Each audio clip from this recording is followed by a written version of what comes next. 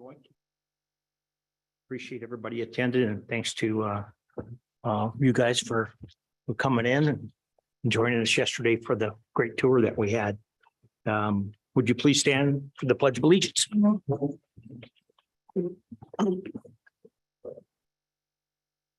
I pledge allegiance to the flag of the United States of America and to the republic for which it stands, one nation under God, indivisible, with liberty and justice for all.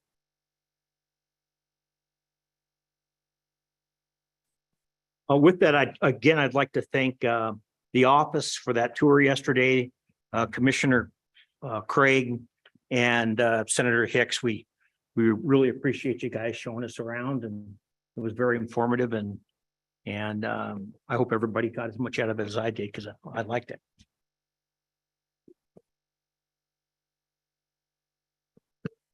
Okay, Commissioner Craig, do you want to do a roll call? Chairman Kaylee, Here. Vice Chair Anselmi Dalton, Here. Secretary, I'm here. Commissioner Choma is excused. Commissioner Glick is excused. Commissioner Hosey. Here. Commissioner Cott. Here. Commissioner Lawson, are you online? Oh, Commissioner I'm online here. Commissioner Suker. Here. Mr. Chairman, we have a quorum.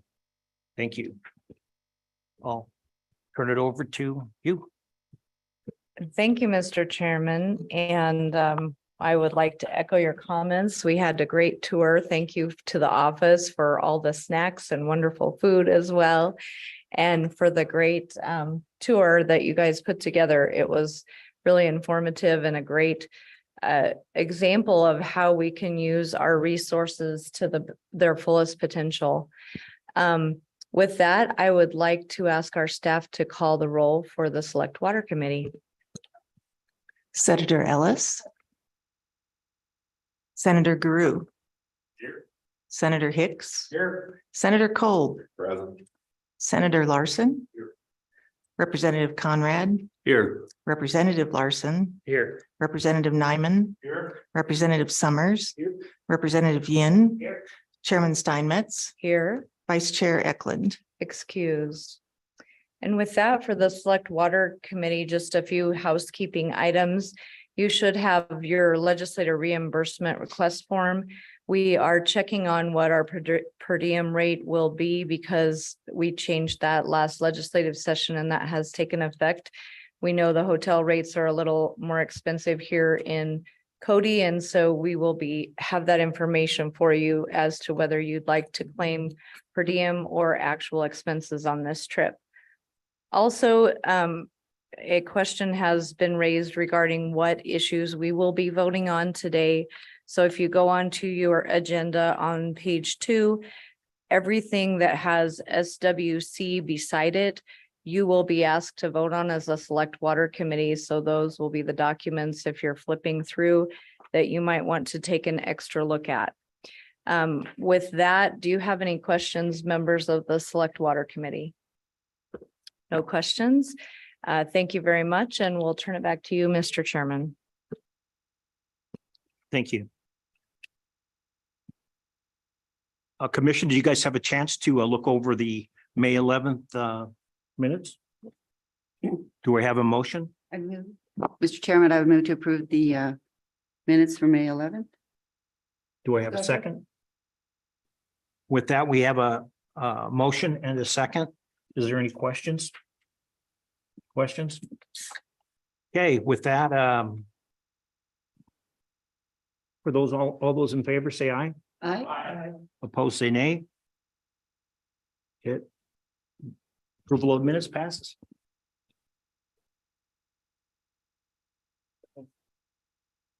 Okay, Jason, then I'll go ahead and turn it over to you. Thank you, Mr. Chairman. So the first item on the agenda is the operating criteria. If you refer to tab F or page 55 of the PDF of the e-notebook, this is the Upper Colorado River Basin Fund MOA, and we talked about this in the workshop. the original intent of needing a very small update, as I mentioned on Tuesday, was the original criteria said we would accept applications on April 1st to be considered at the June commission meeting. And we went to our new consultant selection process. Our June commission meeting really went away, so that wasn't applicable anymore. So we just really wanted to do an ongoing application process where people could come in, apply as long as it was 45 days in advance of our next meeting. So we had time to consider it as an office. And then as we looked at that, we updated a few language items associated with the MOA 2, as I mentioned previously, and the effective date associated with that. So I won't go into it in any more detail than that unless you'd like me to, and just ask your favorable consideration of those updates to the criteria. Thank you. Any questions? Do we have a motion? Commissioners? Yep. So to make the updates as provided by staff. Second? With the motion and a second? Any discussion? Any discussion? Okay, all those in favor of the motion, say aye. Aye. Aye. Any disapproval, say nay. Motion carries. Okay, Jason, back All to right. the Upper Colorado River. So I'm going to hand it over to our Deputy Director of Construction, Bill Brewer. We are on PDF page 61 for this next item, which is also associated with the Upper Colorado River Basin Fund MOA, and a particular project that was brought forth in 2016. Commission Select Water Committee. My name is Bill Brewer. I'm Deputy Director of Construction for Water Development Office. This project was originally brought forward for funding during the 2016 round for 2018 funding for some work with invasive species, primarily zebra mussels, but other invasive species. It went through the process. Funding was approved. Everything was moving along well. And within the folder here, there is the approval letter. In that approval letter, the Bureau had put in a statement that basically the building to be built and some of the equipment to be purchased would be jointly owned by the Bureau, which kind of threw a wrinkle into things. So the Game and Fish has come up with a proposal to kind of rework that funding. And I have Joshua Leonard here with Game and Fish, who's going to explain what they would like to change with that funding. This has been reviewed by both the Bureau and the office staff, and we feel this is an appropriate and meets the requirements of the program. But we just need approval to move and switch this funding around. So that's the sort. Commission, Select Water Committee, thanks for having me. My name is Josh Leonard. I'm the Aquatic Invasive Species Coordinator for the Wyoming Game and Fish Department. So as Bill was mentioning, this funding was approved about 7 years ago. We haven't used this funding for a lot of reasons. One, what Bill named, but also we had an active agreement or grant in place with BOR, and we can't use MOA funds concurrently with an active grant. So that grant is ending the end of this calendar year. So now we're looking to utilize this MOA funding once that grant expires. So since this project's been 7 years in the making, we have had some internal support to fund the construction of this check station that's in the original MOA. So we're really looking to repurpose the appropriations from removing any of the construction type costs within this MOA and just use it purely for funding our personnel at the check stations. Then we can internalize and fund that construction with our commission money. Any questions for Josh? Thank you. Thank you, Commissioner. Josh, thanks for being here. I had read through it before and I didn't see in there that you guys were going to construct stuff after. I know they said they wanted to avoid people sleeping in their trucks and sheltering kind of that way when they were doing these check stations. So how fast or how quickly will the Game and Fish then build these shelters for the department? Because I just thought maybe they were going away entirely. Yeah, good question. So right now, and another part of the reason we haven't done anything here is The previous, it was a piece of private land that we had identified that we wanted to do this. It was on the corner of County Road 33 and Highway 191 to south of Rock Springs. So it's the entrance to Firehole Boat Ramp on the east side of the gorge, if you're familiar with that area. So our check station is gonna be right there on that corner on the north side of the highway, and that was previously owned by a private landowner. We were hopeful that we could enter into a long-term lease or purchase a parcel of that land. That previous landowner wasn't really willing to work with us, but recently that land changed ownership in the last year or two. And thankfully, we were able to purchase 10 acres last September. So we own that 10 acres on that north side of that junction of that interstate or that highway. So we'll be able to construct and own that land ourselves. We've also started a design process right now. We've entered into that with a local firm out of Green River or Rock Springs. And that process is in motion right now. We should have design plans and a cost estimate for construction of that check station by this fall in time for our budget planning for our commission. So then wrap it into FY25 for budget for next July. So we're hopeful that we can have this process and project move along. So it's constructed hopefully by late 2024. Any other questions or comments? Mr. Chairman, Commissioner? I had a question. Are these permanent structures that you're building, are they wood mortar or what kind of structures are you?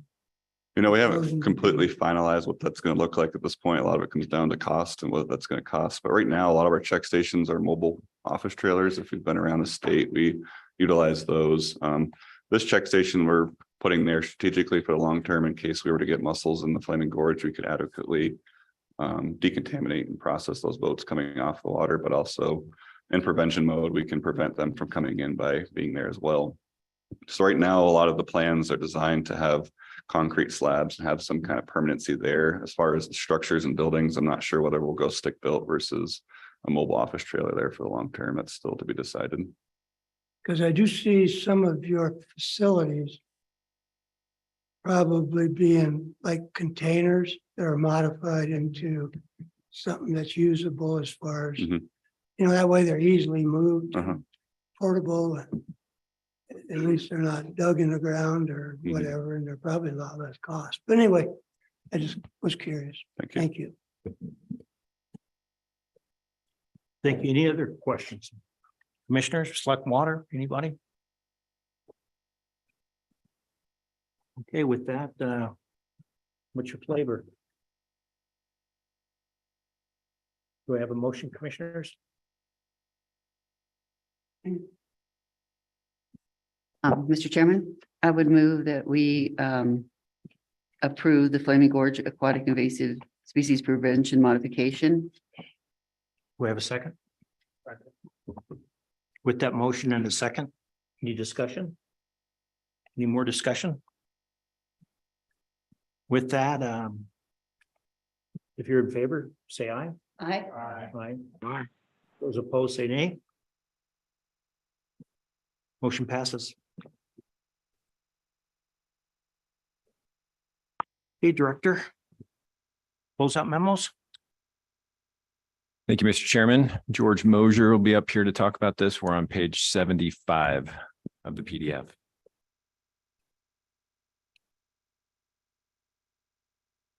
Good morning, members of the commission. George Mosier with the Water Development Office.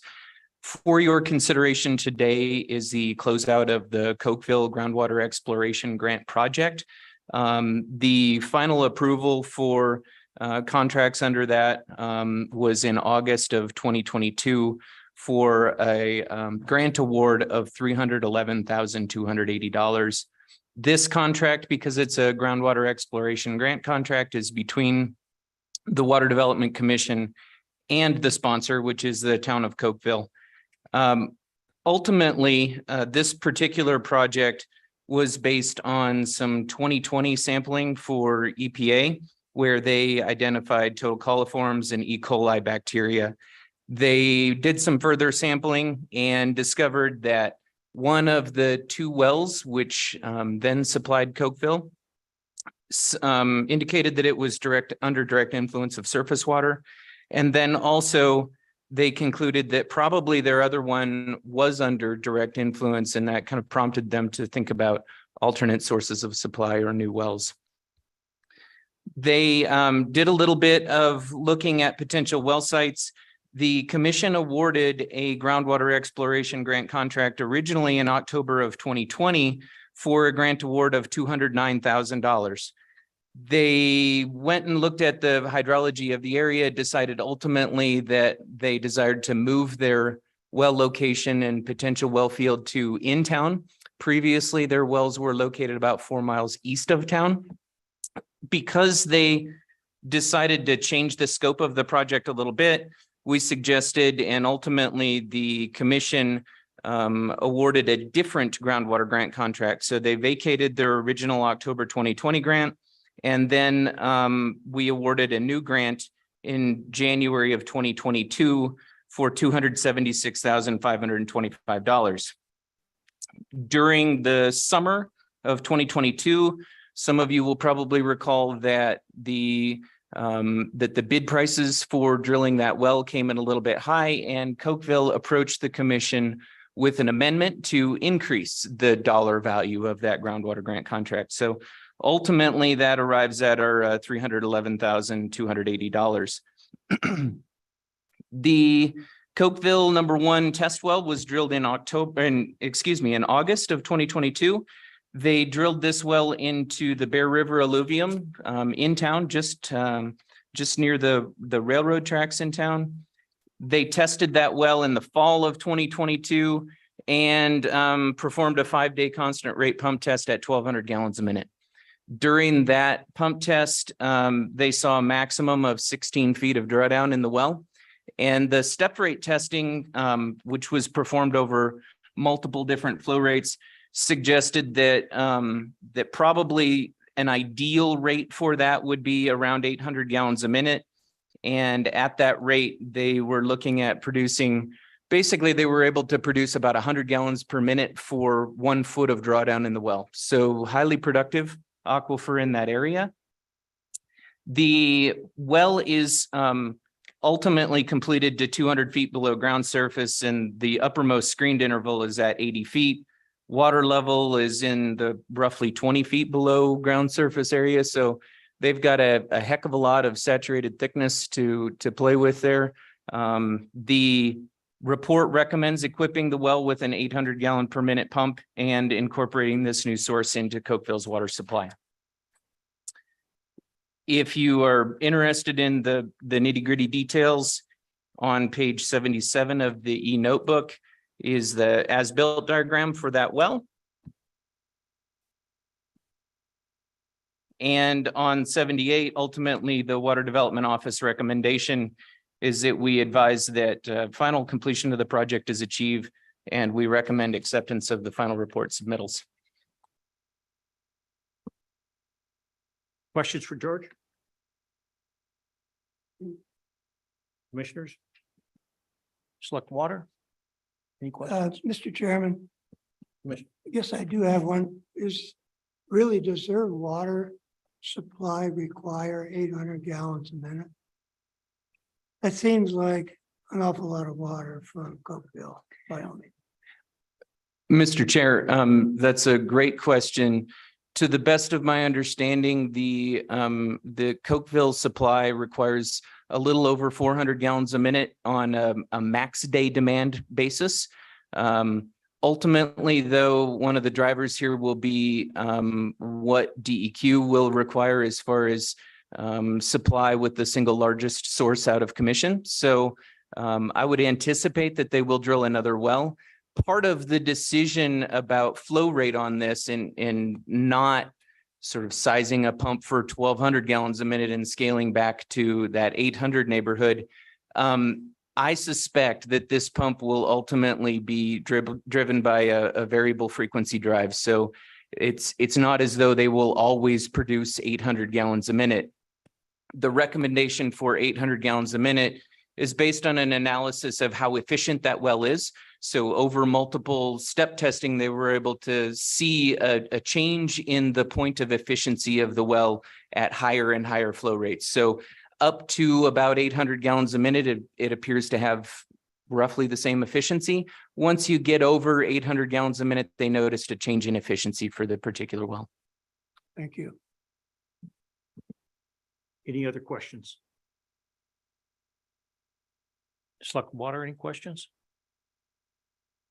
Okay, Mr. Chairman, if I could ask, we have a proposed WWDC motion for that closeout memo for acceptance if for you guys' consideration at the end of that memo.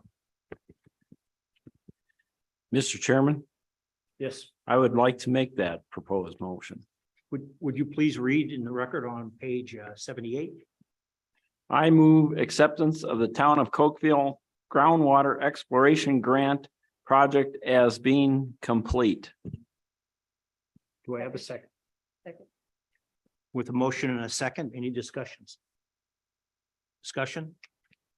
All those in favor for the motion, say aye. Aye. Any? No. Motion carries. Okay, Jason, back to you. Mr. Chairman, we're now on agenda item number 8, planning project amendments. The first one's the USGS Wyoming Stream Stats Joint Funding Agreement, Amendment number 1. This was the presentation provided at the workshop on Tuesday from Jason Alexander from USGS, showing the capabilities of this tool that they've been working on putting together. And as he mentioned, there's been some cost overruns with just additional data analysis and to get that tool to the point it needs to be. And our original agreement was a 60-40 funding split, 60% being from the Water Development Commission, 40% from the USGS. And USGS is now adding additional funds to take care of those overruns in the amount of $210,280, which would bring that agreement to a 50-50 match. So no additional funds from the Water Development Program, just moralizing, I guess, the additional funds being bought from the USGS into that agreement. So with that, we'd ask your favorable consideration of that amendment. Do we have a motion? Yes, Senator. Oh, Speaker. Mr. Chairman, thank you. Just to clarify that this is all federal dollars, just an amendment to an MOU that adds in more federal dollars. Mr. Chairman, that is correct. Thank you. Mr. Speaker. Thank you. Do we have a motion? Mr. Chairman, Yes. I would, thank you, Mr. Chairman. I would move amendment number 1 to approve the modification of the funding to 50-50 split by the USGS in the Wyoming Stream Stats Joint Funding Agreement. Do we have a second? Second. With that motion and a second, do we have any discussion? Any additional discussion? All those in favor of the motion, say aye. Aye. Any opposed? With that, motion carries. Mr. Chairman, I failed to bring this up. This would require action by the Select Water Committee as well. Their review and recommendation of that amendment. Probably should have done that first, but I apologize. Go ahead, Representative. Madam Chairman, thank you. Just because I'm new, remind me of the process where and I know it's the same as March and I didn't understand it then. So please remind me of this process that we have between these two groups as far as approval and then approval and what each one of those means, just so I have it in my head again. Thank you. So, Mr. Chairman, the way I understand it, per statute, the Select Water Committee is an oversight committee of the Water Development Commission and program. Therefore, in statute, I believe it says the committee will review and make recommendation to the commission on projects. Typically, they're contracts that are greater than $5,000 is where that review and recommendation comes from. In the past, it seems like we somewhat had it backward where the commission would vote first and then the Select Water Committee would have a discussion. When Representative Simpson was chair of the Select Water Committee, we had a discussion in one of the meetings and it seemed like it'd be best to swap that around. So, and then once you guys provide your review and recommendation, then the commission would provide their consideration of that as well in the form of a vote to actually approve it. Go ahead, Representative. Madam Chairman, follow up. Thank you. So if we, it just seems, the process seems strange. So if we make a recommendation, has there ever been a commission that would go, no, we don't agree with that recommendation of the legislature and we vote opposite of that? And I guess it just seems like it's backwards in a way. It seems like the real reviewer of the projects should be the commission. And then, we rubber stamp it more or less, or we have questions about their review. So, anyway, maybe that's a comment more than, but has the commission ever, like, after we recommended something, have they said, no, that's probably not the right process or not the right? Mr. Chairman, Mr. Speaker. I don't recall that, but I'm sure at some point in the past that has happened.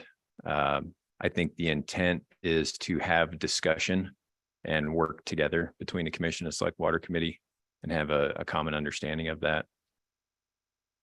Maybe more so in advance of even getting to a vote. And that's why we have workshops sometimes to explain the ones that are a little bit more complicated and to have that discussion in advance. But I think just by you guys, the select water committee, starting that discussion and providing what your thoughts are, and then the commission can consider those in their motion, is my thought process on the common sense approach to implementing that.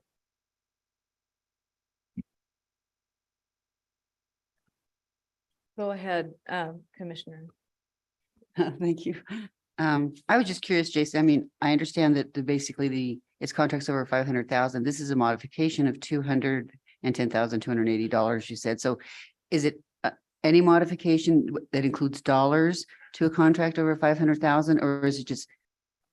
Because I thought it always involved if there was money involved. So I was just curious. Mr. Chairman, Commissioner Anselmi Dalton, that is true funding, and it's anything over $5,000 instead of 500,000. All right, go ahead, Representative Conrad. Madam Chair, thank you. Director Mead, that's why a good clarifying question. It's $5,000. That is the catalyst to get engagement from the SWC. Anything above 5,000? Mr. Chairman, in regards to an official action from the Select Water Committee providing review and comment. Now, obviously, that's why we have joint committee meetings. Anything on our agenda is up for discussion, and we want to include both our legislative body as well as our commission in that. So, but just per statute, that's where this review and recommendation piece comes in, is the $5,000 amount. Either an amendment to a contract or an agreement, or an agreement like this with a federal agency. So that's the way I understand it anyway. Follow up? Madam Chair, Go thank ahead. you. Yeah. Director Mead, obviously $5,000 is a lot, at least in my household, but to tie up the time, or more importantly, the energy of over $5,000 versus a 500,000, or as we get closer to 6 or 1 million, seems a little, I guess, cumbersome. $5,000. So if the price of diesel goes up 4 cents, we've got to prove that, or at least that's when we're engaged at $5,000. Editorially, it seems like that's not right. And maybe we need to look at that as a legislature at $5,000. Maybe it should be higher. Thank you. Mr. Chairman, I don't disagree with that. Effectually, when we're considering amendments to our project, it's very rare that we have a $5,000 amendment. Typically, they're in the hundreds of thousands. So, it really doesn't come into play, the 5, but I agree. If there's other agencies that have that issue where they're raising something by 5,000, that seems a little small, but yeah. All right, with that said, would you like us to still take action on this topic, or has it been approved and we're out of order, and how would you like us to proceed? Madam Chairwoman, I would appreciate it if you did take action on that. All right, that sounds good. And before we do that, I did just want to say, many of you serve on several committees, and this is the only one I've ever served on where we have the opportunity to work with the commission so closely. And I think that's a real advantage to all of us. We understand the materials better. We understand the direction better. And I think that's why this program works so well. So I really appreciate that about this committee and about our office and our commission. So I just wanted everyone to know that. And I appreciate all you guys' service and working together with you. So, all right. Are there any questions on this topic before we go into voting on it? Do you have any questions for the office, for the director? Questions committee? All right, then I would entertain a motion to adopt the amendment for the USGS Wyoming Stream Stats Joint Funding Agreement, amendment number 1. Moved by Senator Ellis. Do I have a second? Second. Seconded by Senator Kolb. Is there any discussion? Any discussion? Seeing none. All those in favor, please say aye. All those opposed, no. That motion has passed. Mr. Chairman, I would like to add on to what Madam Chairwoman talked about. You know, when this gets into the legislature, these different things, our omnibus water bill planning or construction, really our commission doesn't go to legislative session, doesn't go to committee meetings. It can't be out on the floor. And the Select Water Committee is a sponsor of those bills. So as much buy-in and support and knowledge of the bills that we can have this body have, that makes our omnibus bills that more successful when it gets out, especially on the floor, when we can't be there to provide information and we're trying to help provide information to you guys. So that's just another reason to have that buy-in and support from the Select Water Committee. Thank you, Director. Back to you, Mr. Chairman.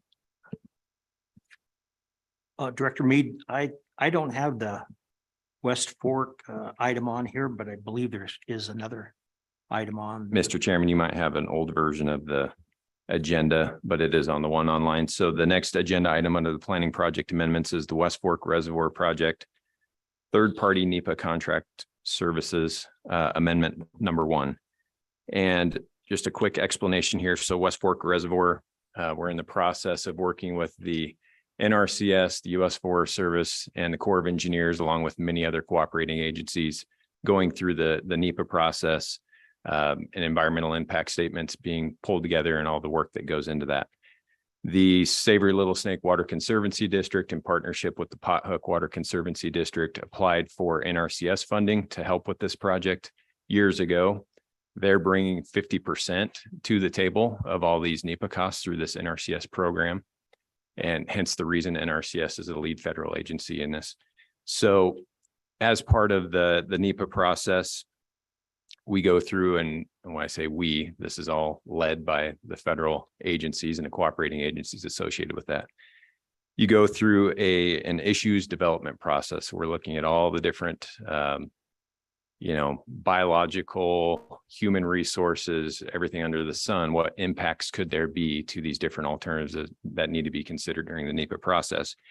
And as part of that, each agency brings forward their concerns, and do we have enough information to make an informed decision on that particular concern? And so they go through that process. What has come out of that is more or less a data gap document, and what additional field work needs to be done to gather that information so the appropriate decisions can be made through the EIS, and then as well to support 401 certification and 404 permitting in the long run. So as part of that, for the West Fork project, there's been, and I apologize, we're on page 82 of the PDF. There's been a number of things brought up. And of course, this is a somewhat of a unique project. We're not just building a reservoir on federal land. Well, we are, but West Fork Reservoir is on U.S. Forest Service property. There's a proposal for a land exchange associated with that. So not only are we going through the normal NEPA process, but we always also have to abide by the U.S. Forest's land exchange requirements and regulations and what they're going to need to implement that. So as I've got listed out here, we've got special status amphibians, special status plants, old growth forest. You can read the list. There's looks like 12 different things. And what that adds up to, so we have a third-party NEPA contract with SWC, SWCA consultants. And they're the independent party that has been funded through the Water Development Program and again, in partnership with the NRCS funds to complete the EIS.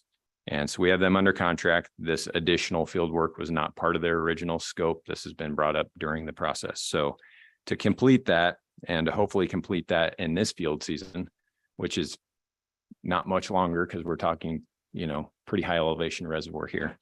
The cost to do that would be $613,685.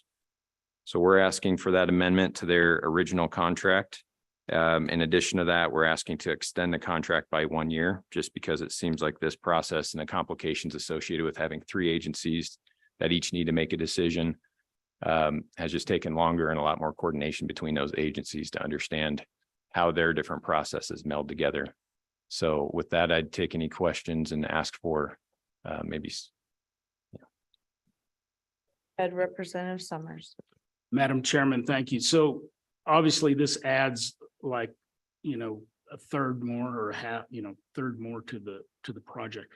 So my question is, and this is just on all of these, is this like standard operating procedure where you hire a NEPA contractor and you're not going to know what some of the fine points are. So you assume that there's going to be an amendment to the contract at the point that you know what needs to be analyzed further. Was this just or is it more like there was an attempt made to figure out what the cost would be and then we have to have an amendment because it's higher? And I guess the process, it seems like this is a large amendment to a contract, any kind of contract, percentage wise. And so what's the process? And are they allowed to, if we're assuming that this amendment will always come in, then how do we know that this is the right amount? Can they artificially inflate the cost of this assessment because they know we got to pay it at this point? Okay, Mr. Chairman, if I don't answer one of your questions, you can remind me because I think there's several there. Going into this, we go through feasibility analysis studies.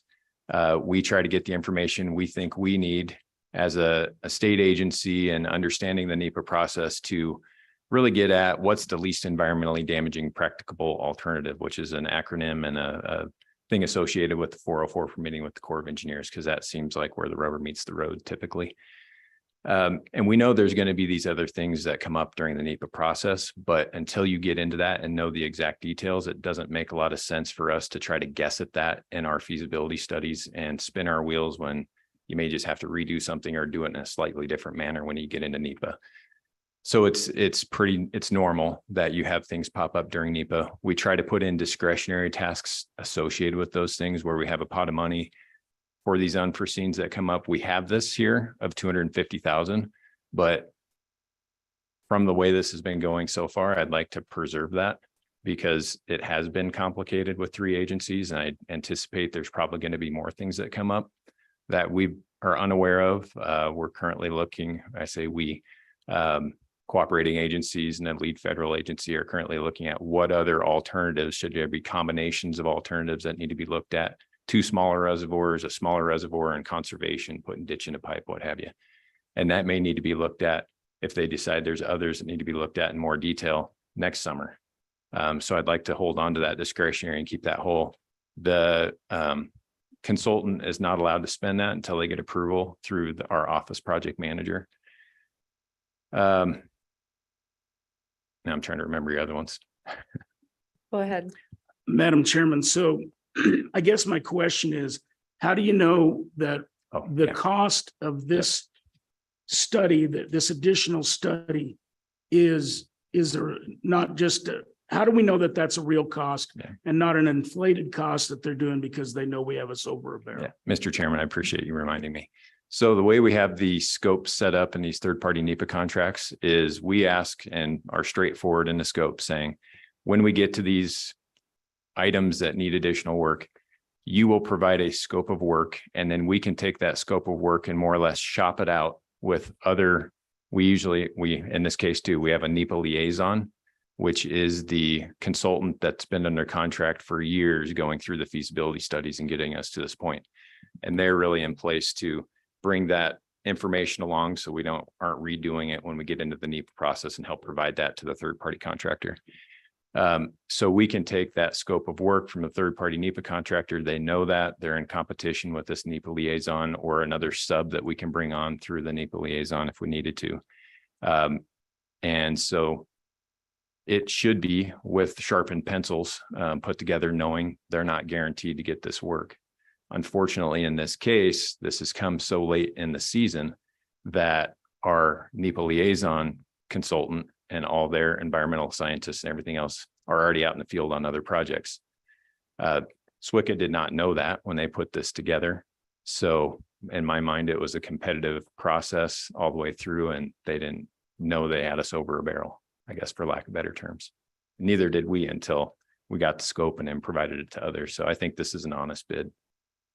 All right, we'll go to Senator Guru and then we'll come back to you, Representative Conrad. Go ahead. Thank you, Madam Chairman. Morning, Jason. I'm trying to pick up on the same theme here. So when I look on page 82 and I see that 1,804,504.58.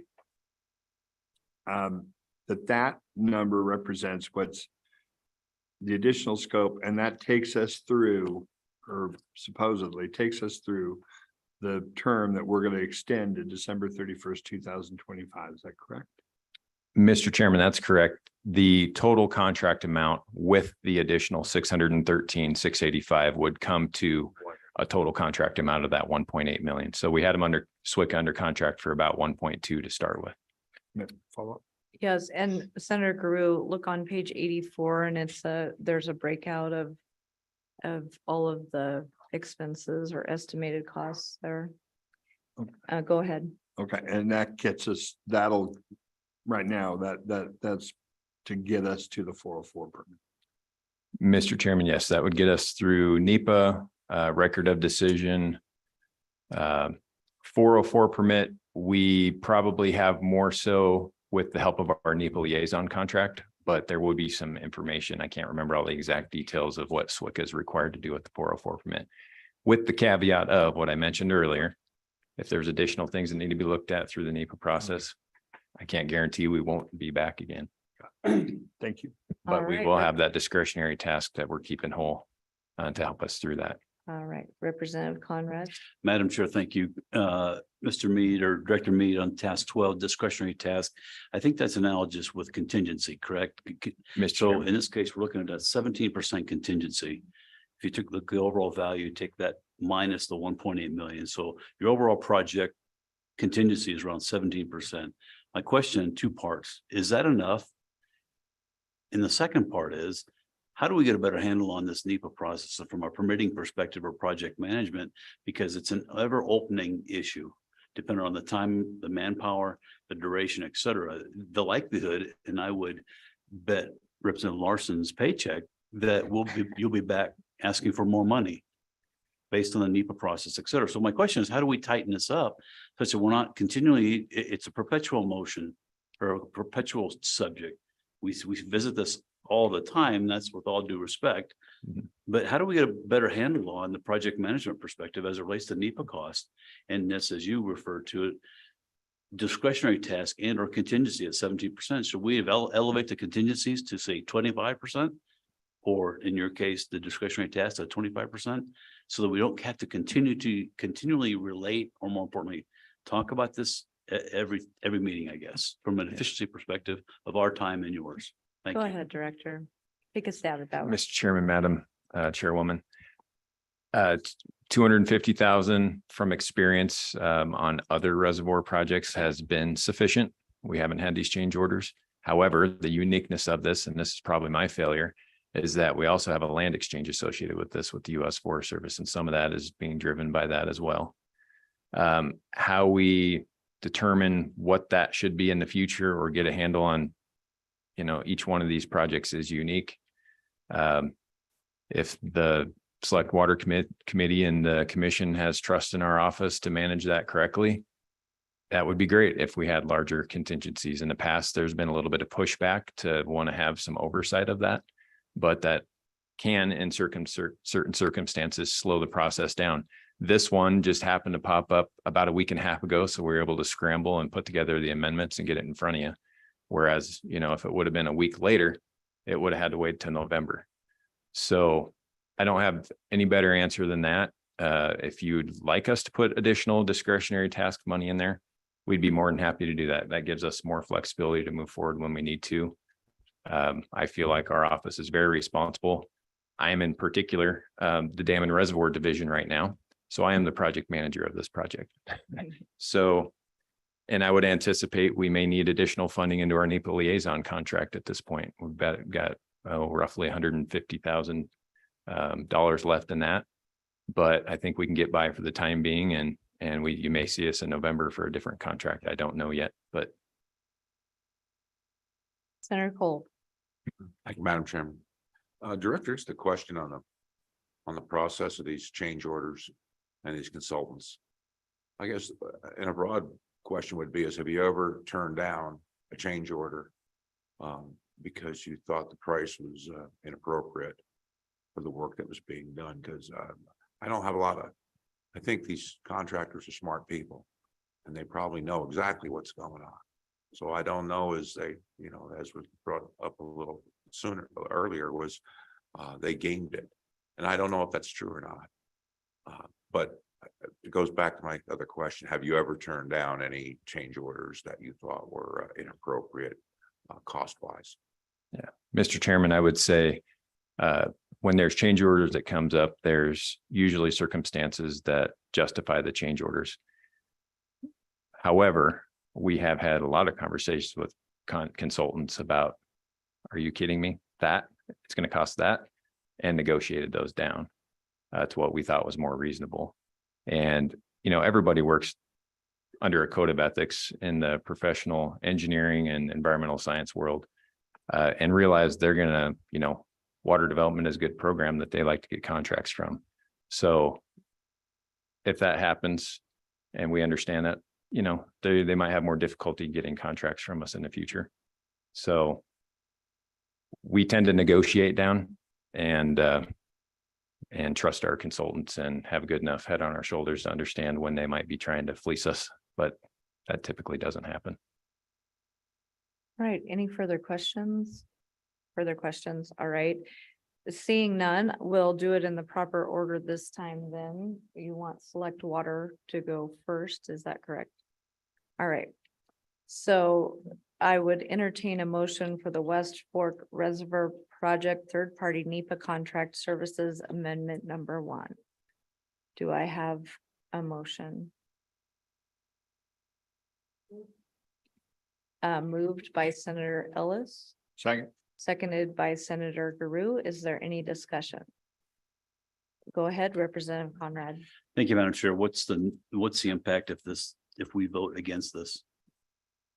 Mr. Chairman, Representative Conrad, essentially the NEPA process would come to a halt because they cannot move forward until they have that information. Go ahead, follow up. Follow-up question then, Madam Chair. Thank you, Mr. Director Mead. And then the project dies, for lack of a better word, or awaits additional funding for the NEPA process. Mr. Chairman, I would agree with that. Thank you. All right, is there any further discussion? Seeing none. All those in favor of the motion, please say aye. Opposed, no. Motion carries. Back to you, Mr. Chairman. Thanks, Madam. Okay, commissioners, do I have a motion from our side, or do you have any additional comments or discussions? Commissioner Cott? I would like to make a motion unless there is discussion. Guess I'll hold off on that motion. You can make the motion first. Okay. I make a motion to approve the West Fork Reservoir third-party NEPA contractor service amendment number 1. Do we have a second? With that motion and that second, do we have any discussion? Mr. Chair. I just have a quick question. I just wanted Jason to explain, since there were a lot of questions. If you could, Director, just tell us. So of the 613,685, how does this project funding go? Do we eat all? Does the Wyoming Water Development Office? I thought they were normally like a split funding. And so I just wanted that to be clarified, how that cost breaks down. Sure. Isn't it usually 6633, but maybe not under dams and reservoirs? I might be confused. Mr. Chairman, Commissioner Anselmi Dalton, I appreciate that question because I did forget to mention. So as I mentioned, right now there's a 50-50 partnership with the Savory Little Snake Water Conservancy District, who has access to those NRCS funds. And I should have mentioned Jonathan Ballard is available from the district. I'm sure he would appreciate not having to talk if he doesn't have to, but I do appreciate his time being available. The one thing else I would point out is the state lands where some of this work needs to take place. Because that is not part of the actual West Fork project, not all the state parcels that could be in consideration for a land exchange with the Forest Service, because they've got like 4,000 acres. The land exchange piece associated with the project is about 1,762, if my memory serves me right. So most likely when you're looking at a value to value basis, state lands is not going to need all those 4,000 acres, but we need to look at them to understand which parcels and what have you would be good for exchange. So of those parcels, that wouldn't be eligible for the 50-50 or the 50% reimbursement. And that equates to, I think it is about $122,000. So a portion of this additional funding associated with that would be 100% water development program funds. The additional would be a 50-50 match. And that 50% reimbursement from the Conservancy District doesn't go back into the SWCA contract. It just goes back into the project appropriation. So to affect that, we have to amend the contract because the contract's for the full 100%. If you're following me there.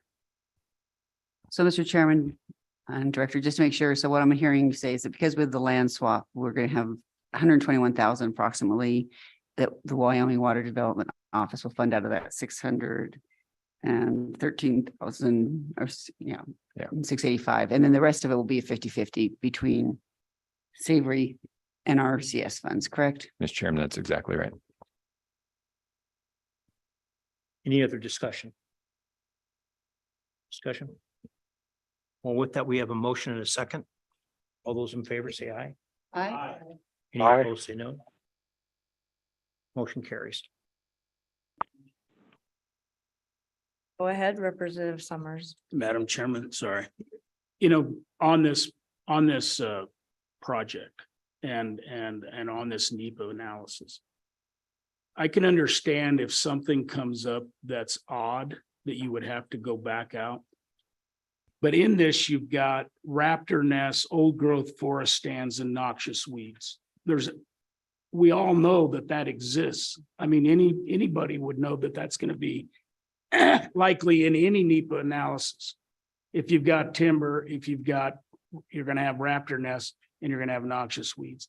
So some of this, I don't understand why this wasn't figured into the initial contract, because certainly I could say cultural resource class 3 or visual analysis. Maybe somebody overlooked that.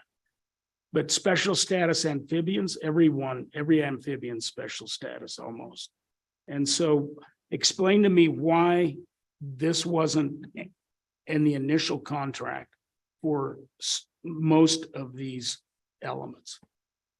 Mr. Chairman, Speaker, this one in particular, we have a Forest Service land exchange. We don't know exactly how many acres we were going to be talking about in regards to what state lands is going to have to consider for a value to value exchange. So that's one of the unknowns. And I would say that's the major reason. And until we get into these analysis of impacts, we don't know that a particular agency is going to have major concerns over any one of these. We could anticipate that to the best we can, but we don't want to also overinflate what we put into a contract when that might be able to be used for another contract until we know it. So we feel like this is the most efficient process to get a good dollar amount than to tie up in this project. You good? All right, back to you, Mr. Chairman. Thank you. Jason, do you want to move on to the next item? Sure, Mr. Chairman. The next item, item number 9, small water project program amendments. I'd ask Barry Lawrence to come up.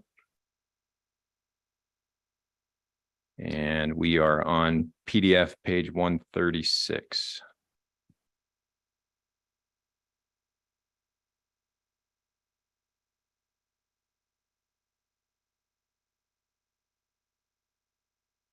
Morning, Mr. Chairman, members of the Commission, Select Water, and I believe we have Jody Pavlik on, our program manager. I just admitted Jody as a panelist. Okay, I'll turn it over to Jody. Just so you're aware, what you have before you are five documents, actually, we need to have approved. The first one has to do with a project type change. We bring those under full transparency to you. It was different than what was approved for this project.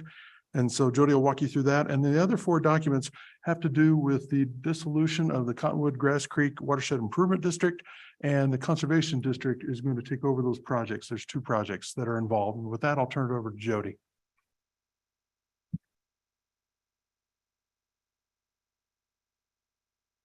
Jody Pavlika, are you on? Can you hear me now? Yes, go ahead. We can hear you. I am test driving a computer for ETS, and it's a new Windows 11 system, and so I'm still working out the bugs. So thank you for bearing with me. The first agreement on our agenda here is a Prairie Dog Wildcat Creek Stockwater Development. And this is a relatively simple change of project type. This falls under the heading of we don't like to make a project type change without letting you know what we're up to. So this is a project where they initially applied to drill a well and install a stockwater tank. But then they changed their mind and instead decided to run a pipeline from an existing well. So it is a relatively simple change to the project agreement. We just didn't want to do that without making you aware of it. So that's number one. And I can keep going if we want to handle these as a block, or I believe the project sponsor from Sheridan County was going to zoom in if you have any questions for them. Chairman Steinmetz, would you guys like to handle this as individuals, or do you want to handle it as a block? Do you have a preference? Committee, would you prefer to handle individual? Would like to Okay, do we'll do them individually then. Do you want to take the lead on this again for this first item? We certainly can. So we're on the Prairie Dog Wildcat Creek Stock Water Development, Sheridan County. Are there any questions? Go ahead. Madam Representative Chair, Conrad. thank you. And to the group, it appears that within the body of the language, it's a 619 acres at 125 head. And the total value that we're asking, or that more importantly is being proposed, is $81,000. Is this a decrease? Obviously, this is an increase from the original scope. Is this advantageous? More, I guess said differently or asked differently. What was the price of the overall intent as we began before the scope change? Was it less than why the change? That's a good question. And if our project sponsors have been let in from the waiting room, I would turn it over to them. If I think Jackie Turner and Andrew Cassidy were going to be online from Sheridan, if they're available. Anna, do we have those participants online? I just admitted Andrew Cassidy, and what was the other name? I'm sorry. Jackie Turner. She might be at the same line with Andrew. They work out of the same office. I just admitted Jackie Turner as a panelist. All right. Are you there and ready to provide comment? And they may need Good the morning. question stated. Good morning. Did you hear the question, or would you like it restated? I think I did, but why don't we restate just to make sure I can answer it appropriately? All right, Representative Conrad. Thank you, Madam. Thank you, Madam Chair. And Mr. Cassidy, question, as I briefly prefaced my question, was there's a 619 acres affected area at 125 head of livestock for an additional price of $81,000, which is being sought. My question to you is, why the scope change, and why would the original intent work, or why is this different? The scope change really is the result of a desire to reduce risk of unproductive well. This area is geologically challenging without a lot of shallow groundwater opportunities. And the owner and our technical recommendation was that this approach to pipe water from a known existing source was a less risky way to accomplish the goal, and is at a minimum no more expensive to the commission and may actually be a cheaper alternative due to the depth of the well that would have been needed at the original site. Does that answer your question? Madam Chair, it does. Thank you. Okay. Are there any further questions? Madam Chairman. Senator Larson. Thank you, Madam Chairman.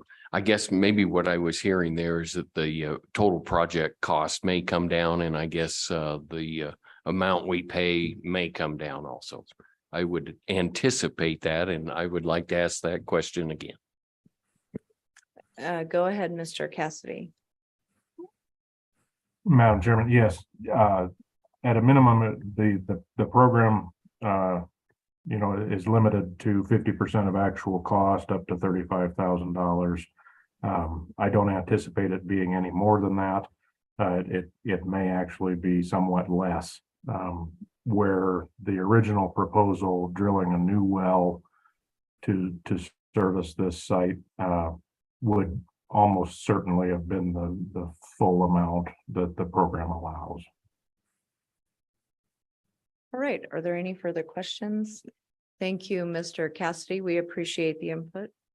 Oh, Commissioner Anselmi Dalton, go ahead. Thank you, Madam Chair. Mr. Cassidy, I'm just curious, of these 619 acres, is that all owned by one individual? Because it says that it is providing a direct benefit to the owner. I know this is a small water project grant and it's up to 35,000, half of it, but I'm always concerned when we're doing a direct benefit, because we can always say, oh, it provides additional water to support plant and animal species. We see the same thing over and over. And I just wonder, is a lot of this, is some of this land, and how much of this land is accessible to the public and open to the public of those 619 acres? Go ahead, Mr. Cassidy. Madam Chair, you are correct. This is one owner. However, the benefit is larger than just this property. There's a good little mule deer herd that uses this area. It's relatively remote, though, despite its proximity to the city of Sheridan.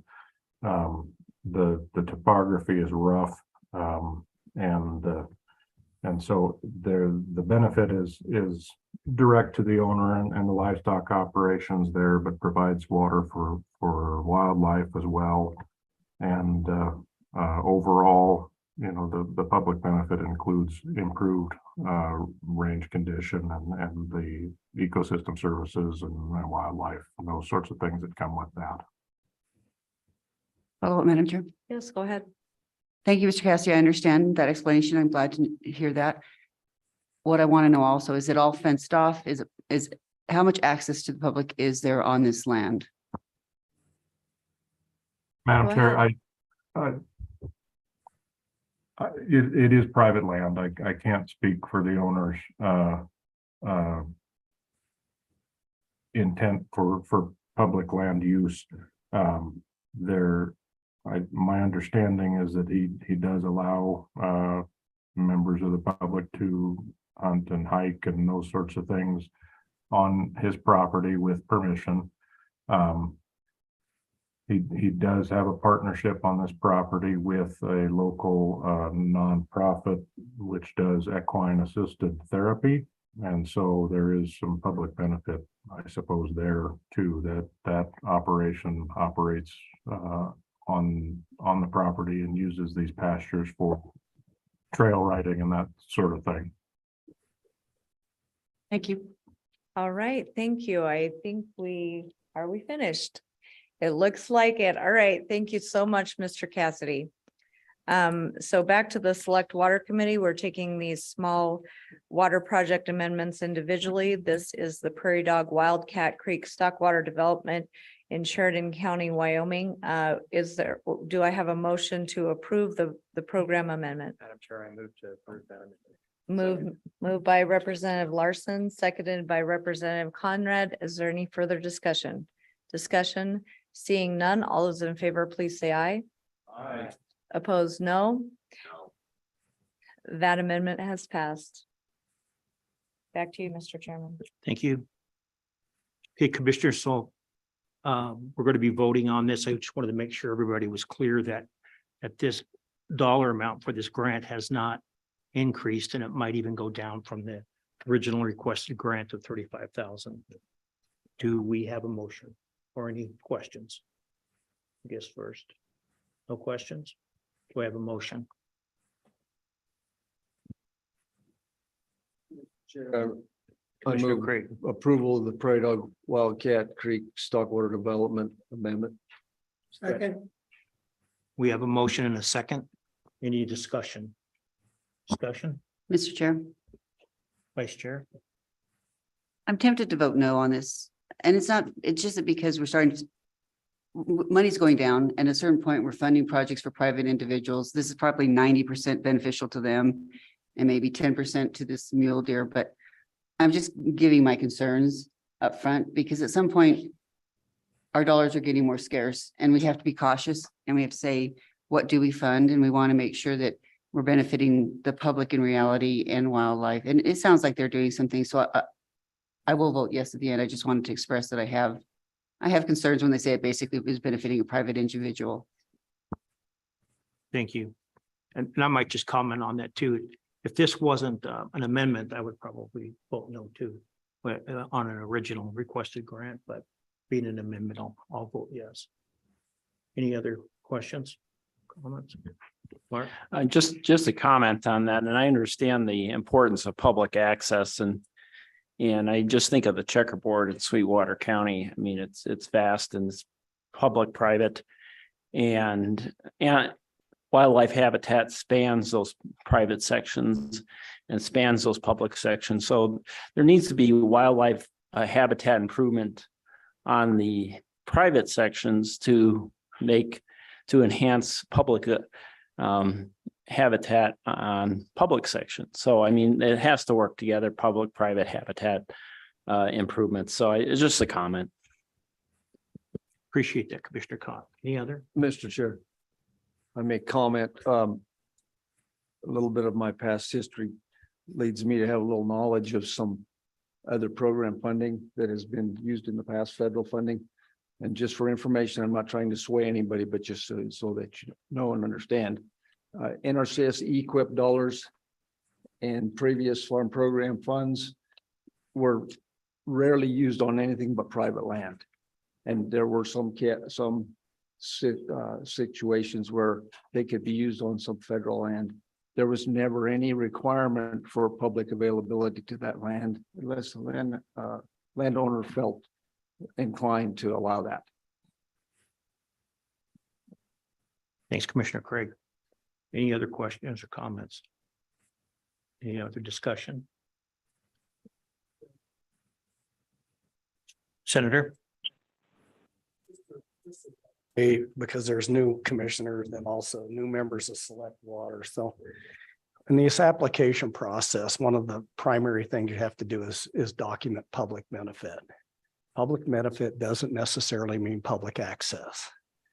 And so as these applications are generated, they work with the landowners and they identify, sometimes through the level 1 watershed study that the commission has funded, what those public benefits are. I'm not speaking specific to this project, but just for edification for all of us. And so those applications are submitted, then they're vetted by the staff. The staff looks at those and tries to make an evaluation that whether the public benefit meets the purpose of the program. Could be water quality, it could be wildlife, it could be a number of things that meets that public benefit test. And then they're submitted at the director's recommendation to you as the commission. This is as to whether they meet that public benefit test. And then ultimately they'll come back to the Select Water and the legislature. I just think it's incumbent that when we start talking about these, that we go back and understand what those public benefits is. And so if there's concerns with the public benefit component, would hate to just pick out one project now and say it doesn't have public access. That's a broader discussion for the whole program. And I think maybe sometime I would ask staff to come back and talk about as we move forward with these, with just the number of new commissioners and new select water commissioners, how we got to that public benefit test and what that looks like with these applications.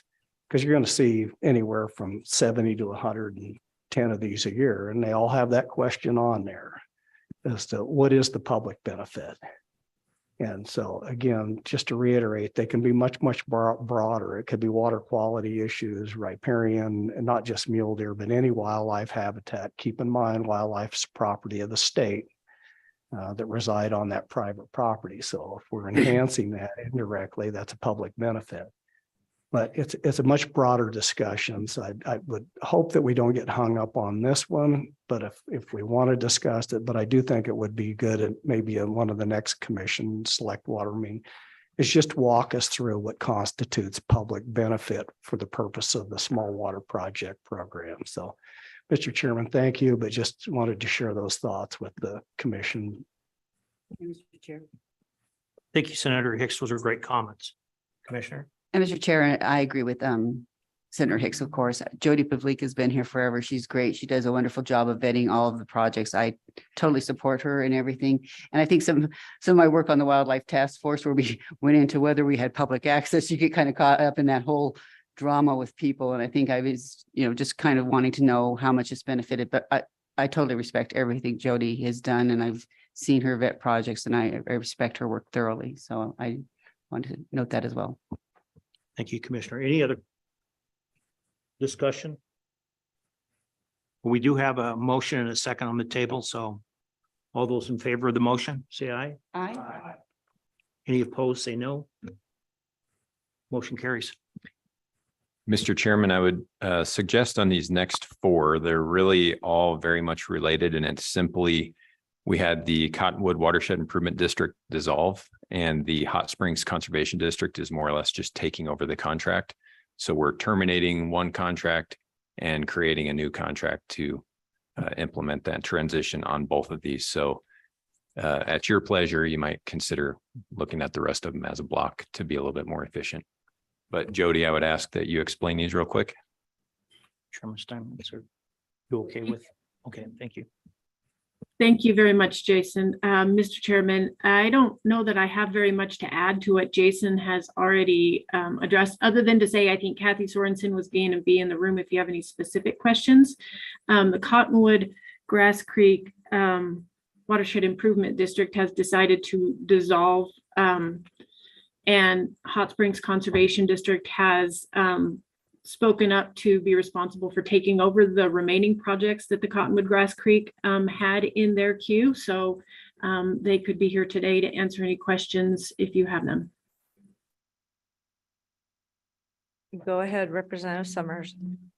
Madam Chairman, thank you. So I guess, excuse me, what's the practical implications of this watershed improvement district dissolving?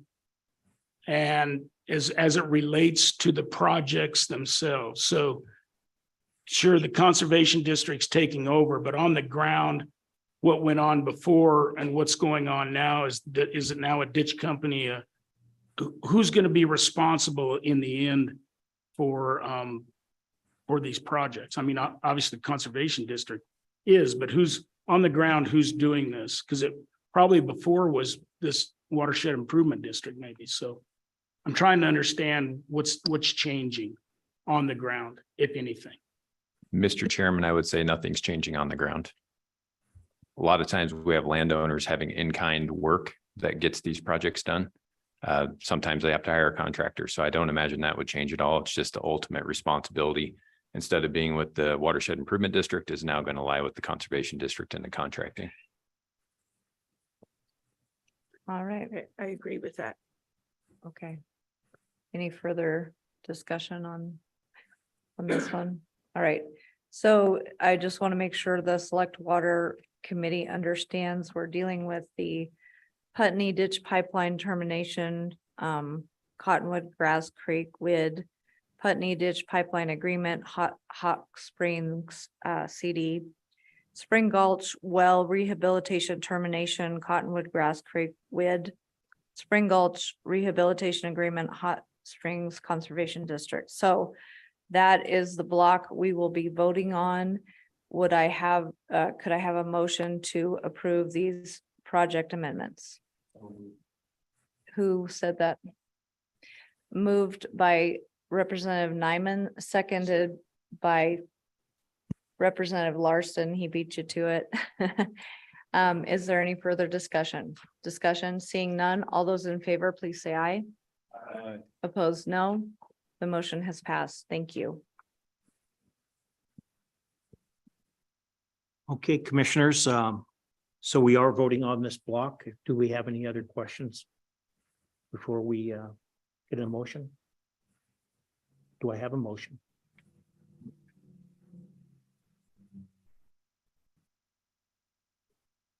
Commissioner? Yes. Commissioner Suker.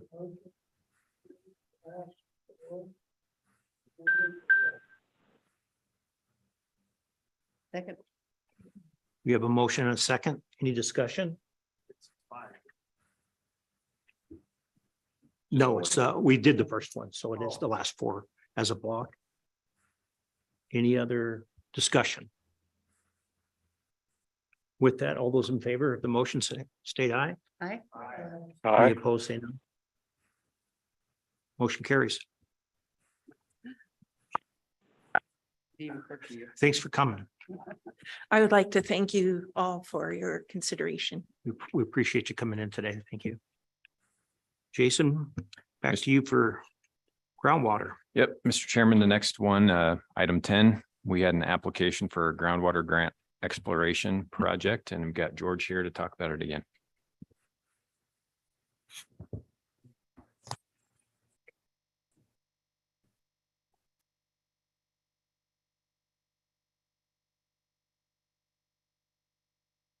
Mr. Chair, thank you. George Mosier, again, project manager for the Groundwater Exploration Grant Program. Commissioners and members of Select Water, on tab K or page 157 in the e-notebook is a groundwater exploration grant recommendation. First, let's, I did a closeout of a groundwater exploration grant project, but I thought it would be helpful to remind everybody kind of the structure that we talk about with groundwater grant. Funding for that program is by a legislative block. It occurs outside of the traditional planning level 1, level 2 projects for our planning program. That legislation allows for exploration and feasibility studies for use of groundwater for municipal and rural domestic purposes, limited to either 75% of the project costs or not to exceed $400,000 under the total grant. The last infusion for that groundwater exploration grant program was in 2017. Currently sitting in that pool of groundwater exploration grant funds is a little bit more than $800,000. The application today is for a project for the Northern Arapaho tribe. The proposed project is located roughly 20 miles west of Thermopolis, and it is a project to characterize and inform understanding of groundwater conditions and ultimately for the potential to develop water for the Arapaho Ranch. The ranch facilities consist of main ranch headquarters and satellite outbuildings with facilities for drinking and culinary supply water. At this particular point in time, the Arapaho Ranch area does not consist of a water system serving 15 or more taps. The current water supply is generally shallow infiltration galleries, and recently they installed a shallow water well, but these facilities all have sort of suboptimal water quality. The primary researcher and project proponent has been attempting to secure additional water, both better quality and higher quantity. to use for further development of the Arapahoe Ranch area. During that initial research, this project proponent identified an old oil and gas exploration hole where some of the notes said that there was some pretty large flow, and that occurred in an area about 3,000 feet below ground surface.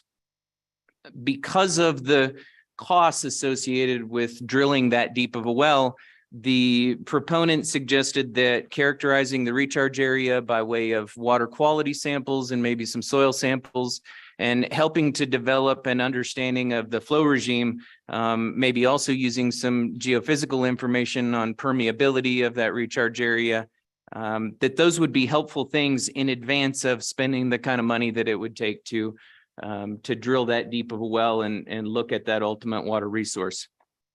The identified project costs for this initial phase of groundwater quality sampling and geophysical information collection, that sort of thing, total $354,000.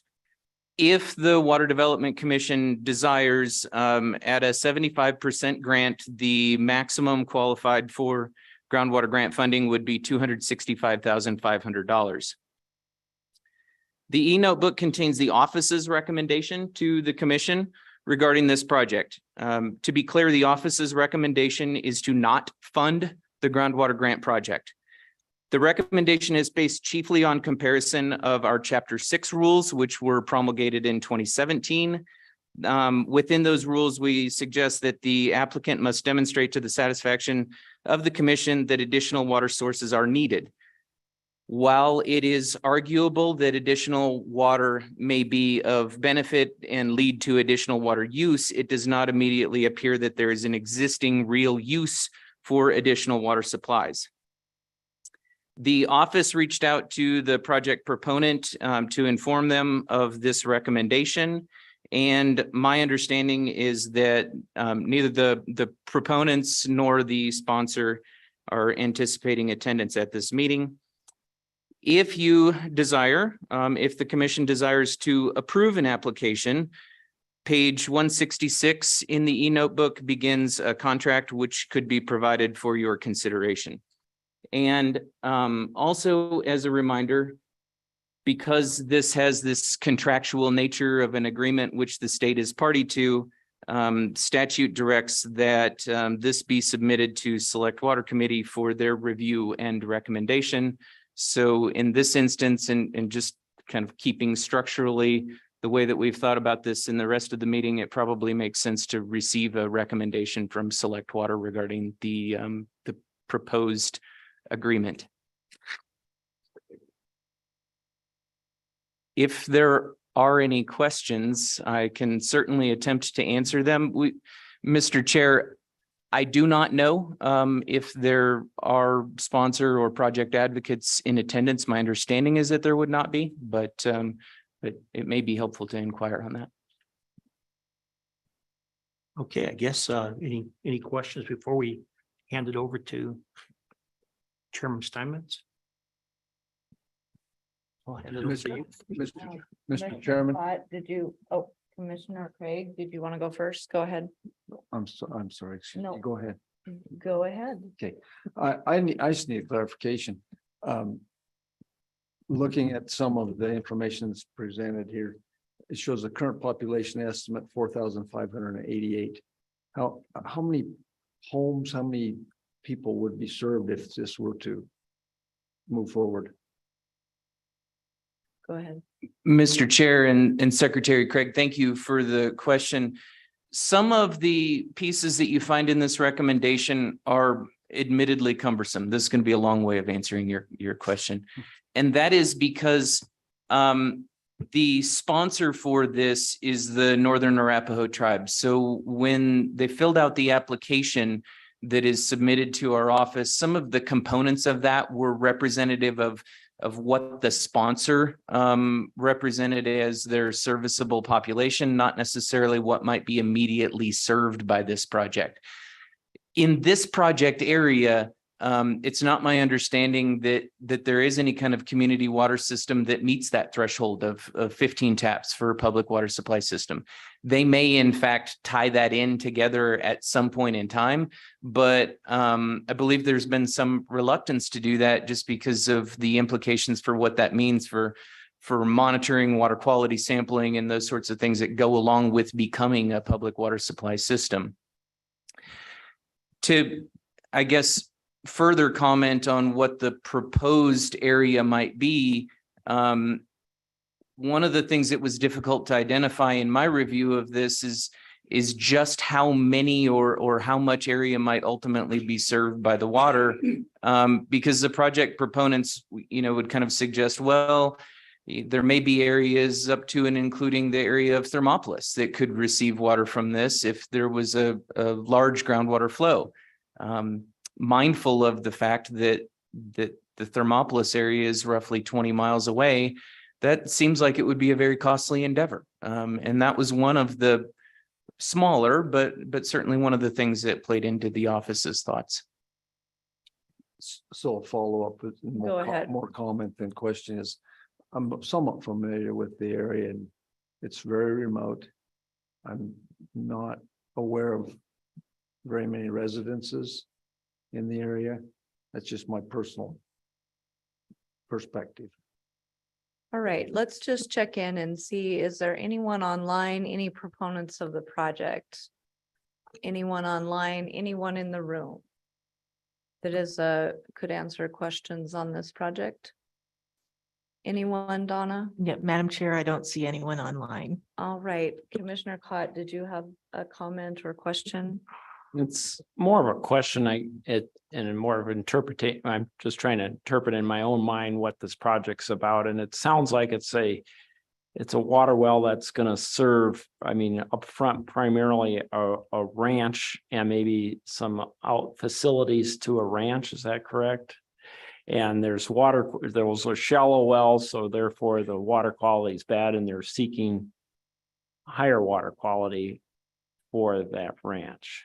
Is that correct? Or am I oversimplifying that, or?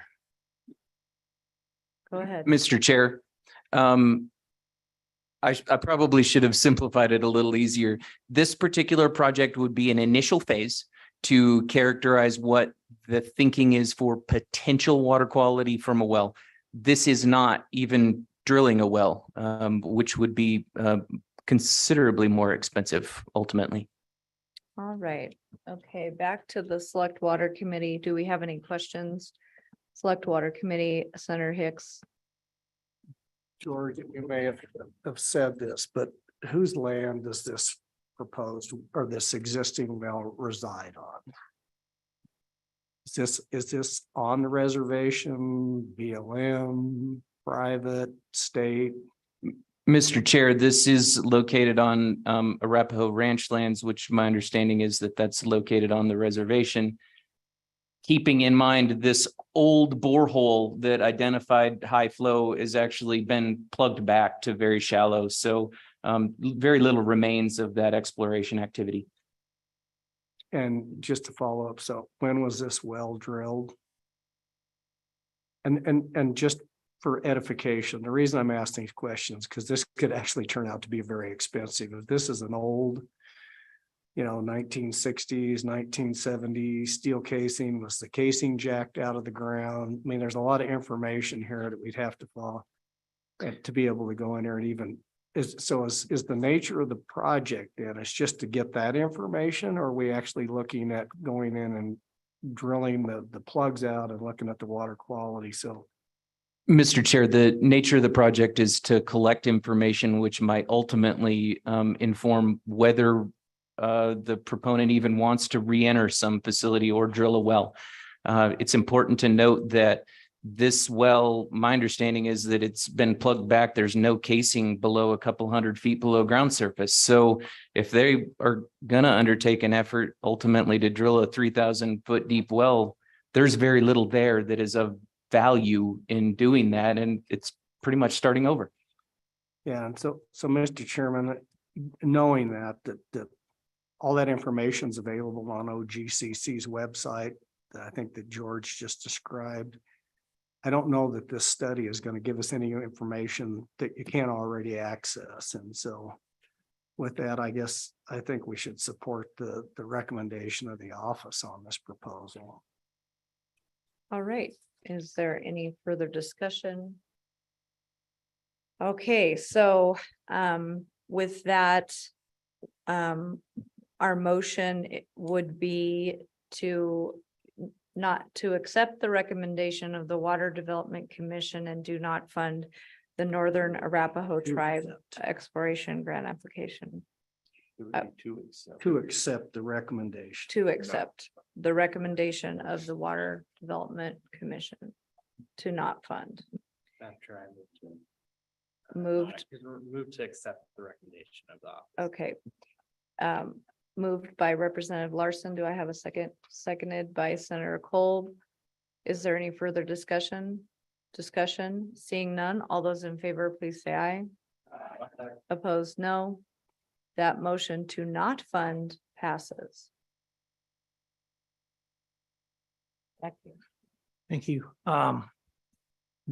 Before we call for a motion, I just wanted to make a quick comment that I think I've said it before, and a lot of us agree with this, that when the proponent does not come to a meeting or attend these for a particular project, it's a strike against you. And I just wanted to say that in the future, anybody listening out there might understand that we do appreciate you coming in, the people that do come in, and it's very valuable to us. But when nobody attends it, it kind of tells us what your project's worth. So that being said, do we have a motion, commissioners, to accept the offices to not fund? Commissioner Cott? No. Commissioner Suker? Do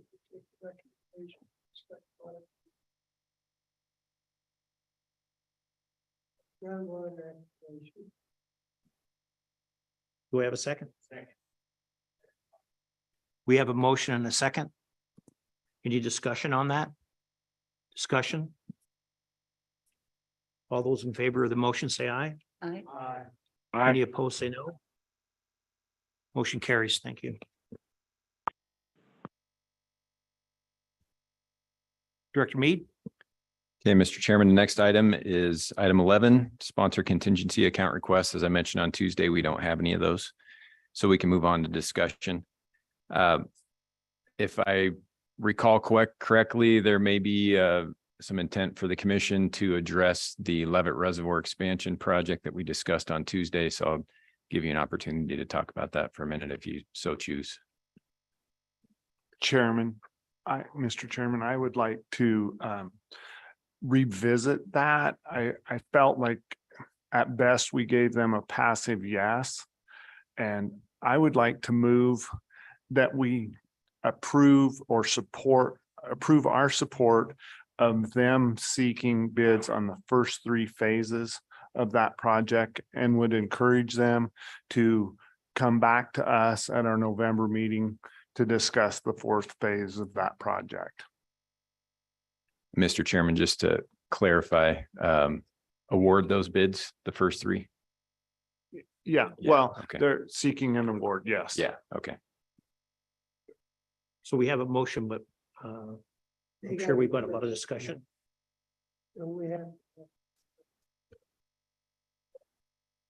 Mr. Chairman, there's really no approval. I think you're just Yeah. expressing support with the motion.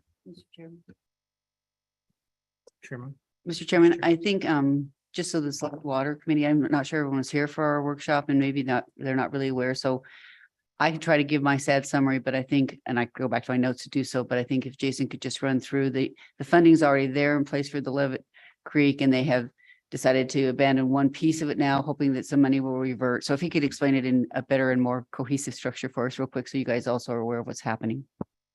Sure, Mr. Chairman, I believe most everybody from the Select Water Committee was here on Tuesday, but just a quick recap. The project was bid out. There's 4 different pieces of that bid package. The first 3 being the borrow pit where you would get the material to build the reservoir. That's one. The second one would be the actual construction of the dam. I should have said dam, not reservoir.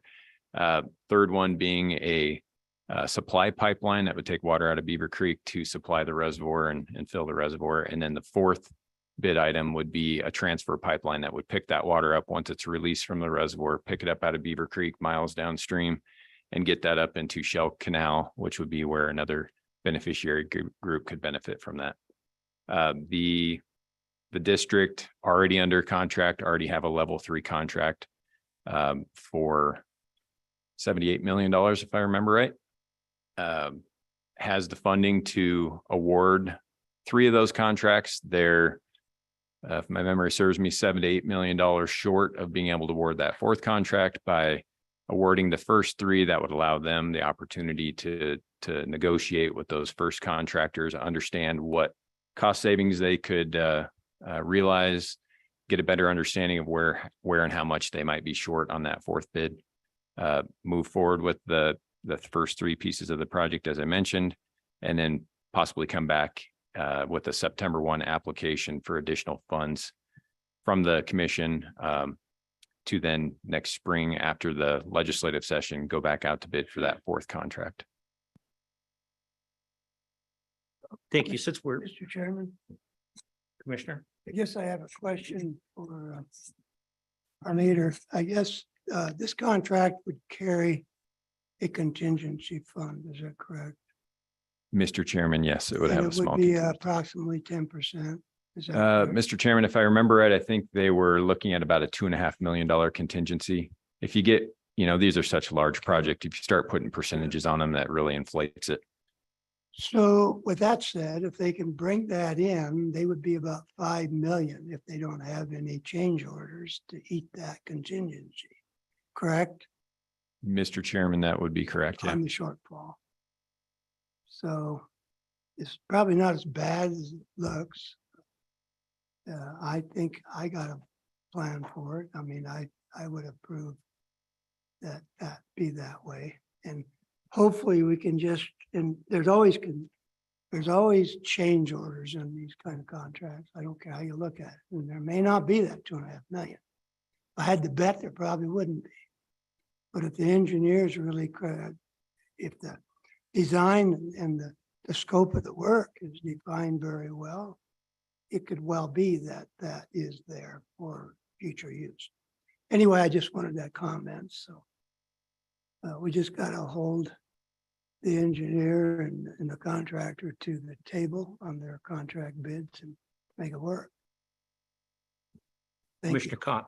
Mr. Chairman, I just want to clarify with Commissioner Hosey and yourself. I believe that Commissioner Hosey made a motion. Is that correct? I believe I don't think we should handle this as a motion. Is that correct? Mr. Chairman, I think It's not. it's appropriate if you would like to. I think. And that is my intent. Yeah. That was a motion. Okay. Is there any other discussion on it, or is there anybody that opposes the project?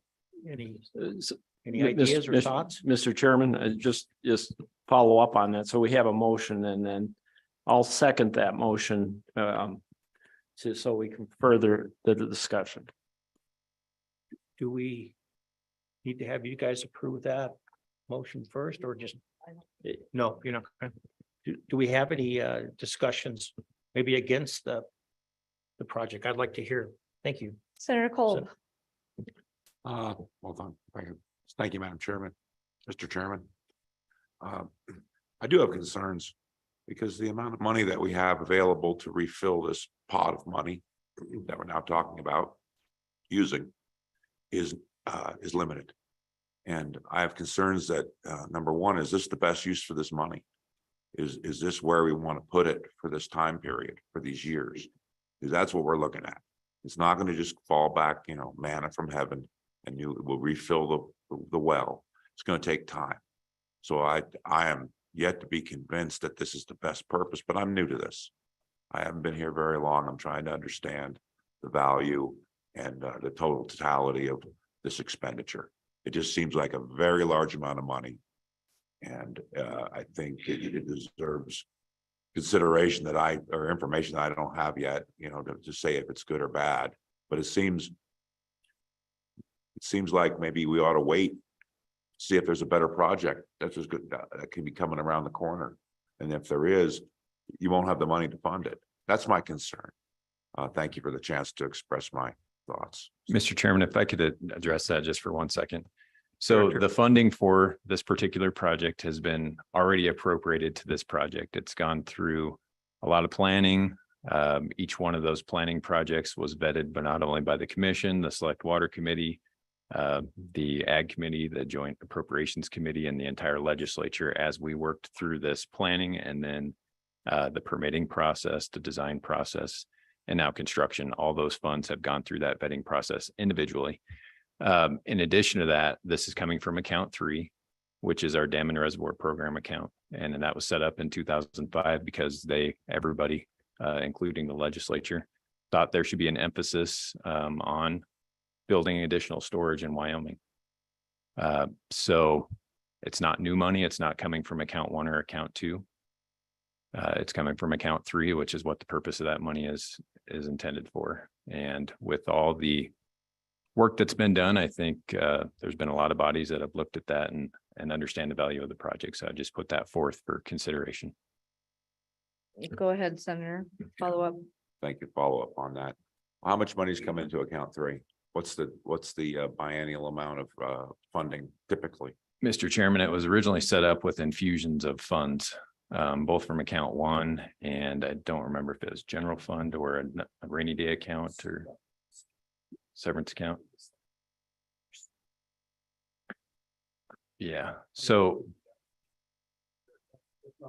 yeah, in 2005, there was an infusion of funds that put it up well over 100 million, if I recall correctly. I would totally agree with you. On an annual basis, what it gets from the severance distribution account is 0.5%, which equates to $775,000. So it's not growing. And as the discussion in the legislature occurred last year, there was an infusion of funds again there of 46 million, and those are round numbers, that brought the account balance up to 61 million. That's unappropriated to any projects at this point. And then, as I mentioned, that Big Sandy Reservoir money will be reverting for another 8.4. So it's getting close to 70 million again. And as I think I heard from the legislature last year, they want to see more projects, or at least the folks that spoke up want to see additional storage in the future. And I hope that they'll support that with additional infusion of funds as they come forward. But that'll be a discussion and a policy question for the legislature as a body. Follow up, Senator. Yeah, just to be clear, I support storage in the state of Wyoming for water. And I still hold my same concerns about additional funding in the future. Thank you. All right. Any further, Representative Larson? Madam Chairman. Senator Larson. Madam Chairman, thank you. I'm encouraged that the commission is going to vote on this. I think it's a good project. We do need to store more water in the state. It sounds like if they accept these 3, maybe they go back and negotiate on the 4th one. Maybe they can figure out how to do the whole project, but we'll see what they come up with. But Mr. Chairman, thanks. I apologize. Just for clarification, the negotiation would be on the first 3 contracts, which could free up some money for that 4th contract. That was actually, the original bid package was 4 different bids. So you have 2 different contractors at this point. So you'd have to award a 3rd contract if you could do that quickly. And I think the time frame of that 4th contract being effective will run out, and they'll have to rebid it when they are sure that they have the money in place.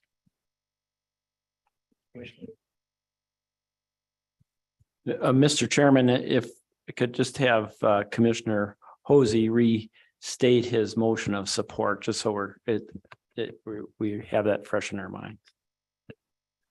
My motion is to support the Levitt Reservoir expansion projects going to bid or accepting the bids on the 3 phases with the encouragement for them to come back to us on the fourth phase once they fully understand what the fourth phase looks like and maybe any hopefully savings from contract negotiations are put in there. And that application, I misstated, it should be by September 1. Is that correct, Jason? Yeah, so anyway, there's my motion. Director, this emotion sound kind of in some. I think that captures your intent. Yeah. Mr. Chairman, Commissioner Cott. And I seconded that. I just wanted to restate it. Okay. Commissioner Craig. Mr. Chairman, I appreciate Commissioner Hosey bringing this back up, but I'm a little bit confused. I seem to be confused every time I come to one of these meetings, even after 3 years in the orientation sessions. We discussed this in the work session on Tuesday, and I thought it was resolved. And I don't see it as an agenda item today. Why is it not on the agenda if it was not resolved? Mr. Chairman, I think it was part of the workshop because there really is no official action to take. There's funds appropriated for the project already in a level 3 agreement between the Water Development Commission and the Shell Valley Watershed Improvement District. They wanted to bring it to your attention. They received their bids. They don't have enough to award all 4 bids. They only had enough to award 3. They wanted to make sure you understood that, what their intent desires were to move forward with those 3 and make sure there wasn't a lot of opposition to that. And I think the motion today is just to show your support of that. Okay, thank you for the clarification. Mr. Chairman, Commissioner Hosey. that is my intent, just to memorialize. I felt like when they left here, they were unsure of what our stance was. This memorializes hopefully where we stand, and also it highlights that we would like to see them back for the final phase with the September application. Thank you. And since it wasn't an original action item, Director, we're okay to bring it up for discussion and then take, I guess it really ain't action, just more of a statement, but is that correct? Okay. Okay, with that, we have a motion on the table. Chairman, do you guys want any, no input? Okay. No. With that being said, we have a motion and a second. Any other discussion? All those in favor of the motion, say aye. Aye. Any opposed, say no. Motion carries. Thank you. Thank you, Mr. Chairman. One item of business, and it's very simple. Did everybody get their rooms canceled for tonight that aren't staying another night? And if not, raise your hand so we can get those canceled before 11 a.m. and don't get charged for them. Anybody? Everybody got canceled for tonight or are staying? Great, thank you. Okay, last agenda item is simply future meeting schedule. The Water Development Commission and its members are going to get together October 2nd, 3rd, and 4th for interviews with shortlisted consultants on our planning projects that we considered, or planning studies we considered in May, to move forward that process and then actually determine which consultants they'd like to go under contract with after legislative session on the 5th. And then our November meeting is scheduled for Casper from November 7th through the 9th. That's a joint meeting with the commission and the Select Water Committee. And that's when we'll have our full picture of construction project applications as of September 1 and recommendations on how to move forward with planning and construction projects as a whole, which will then lead into the eventual development of the omnibus bills and into the legislative session. So just information. If there are no questions, I would put it back in the commission's side of things to see if you guys have any other discussion or motion to adjourn. Madam Chairman. Go ahead, Representative. Madam Chairman, thank you. Just a couple of notes. And I know it's just how you do it, but it would be beneficial on when we see dollars for a project, if we understood kind of the color of money. Like in appropriations, you know what the general fund is, you know what the federal dollars are, you know what the other dollars are. And even though you have these splits, excuse me, percentage wise, I still didn't know until you said it, that there was 100 and some thousand basically water development dollars going into the 600 and some thousand of that extended contract. So it's not readily apparent how much, state dollars, which I think as the legislature, that's what we're really reviewing is what state dollars are we putting into this project. So I think it would be easier to understand that way. And then that's just for me, just curious why you don't do that. And then the other issue, Madam Chairman, is, the night before we came, we listened to concerns by a group of citizens around that, the alkali reservoir project. And, I just want to go on the record saying that I really do not want to see any condemnation of land by the state or a district on that project. And that I want to see all of those groups come together to try to resolve their differences. And I don't know if condemnation is even a possibility, but if it is, it would be that would be really unfortunate for that to occur. All right.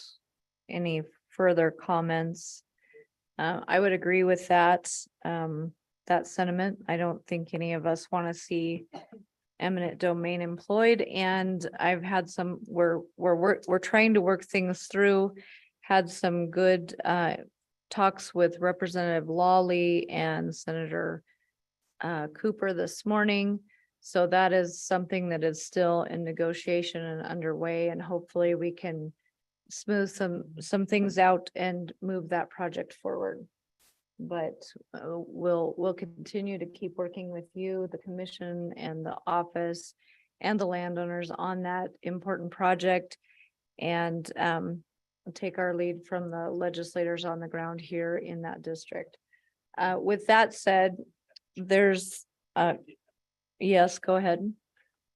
Madam Chairman, thank you. And, on that, Jason, maybe it's to you or maybe it's to the legislature, but what are, obviously it's in law that there can be condemnation, eminent domain, but on this project, are our legal options gone? I mean, can the legislature step in at this moment and go, no, this project will not go forward until these concerns are addressed? So what are our options in the legislature to ensure that there could be a better resolution to all of this?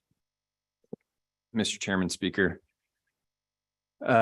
Just to make it clear, it would not be the state of Wyoming that ever took that action, or the Water Development Commission as an agency of the state of Wyoming.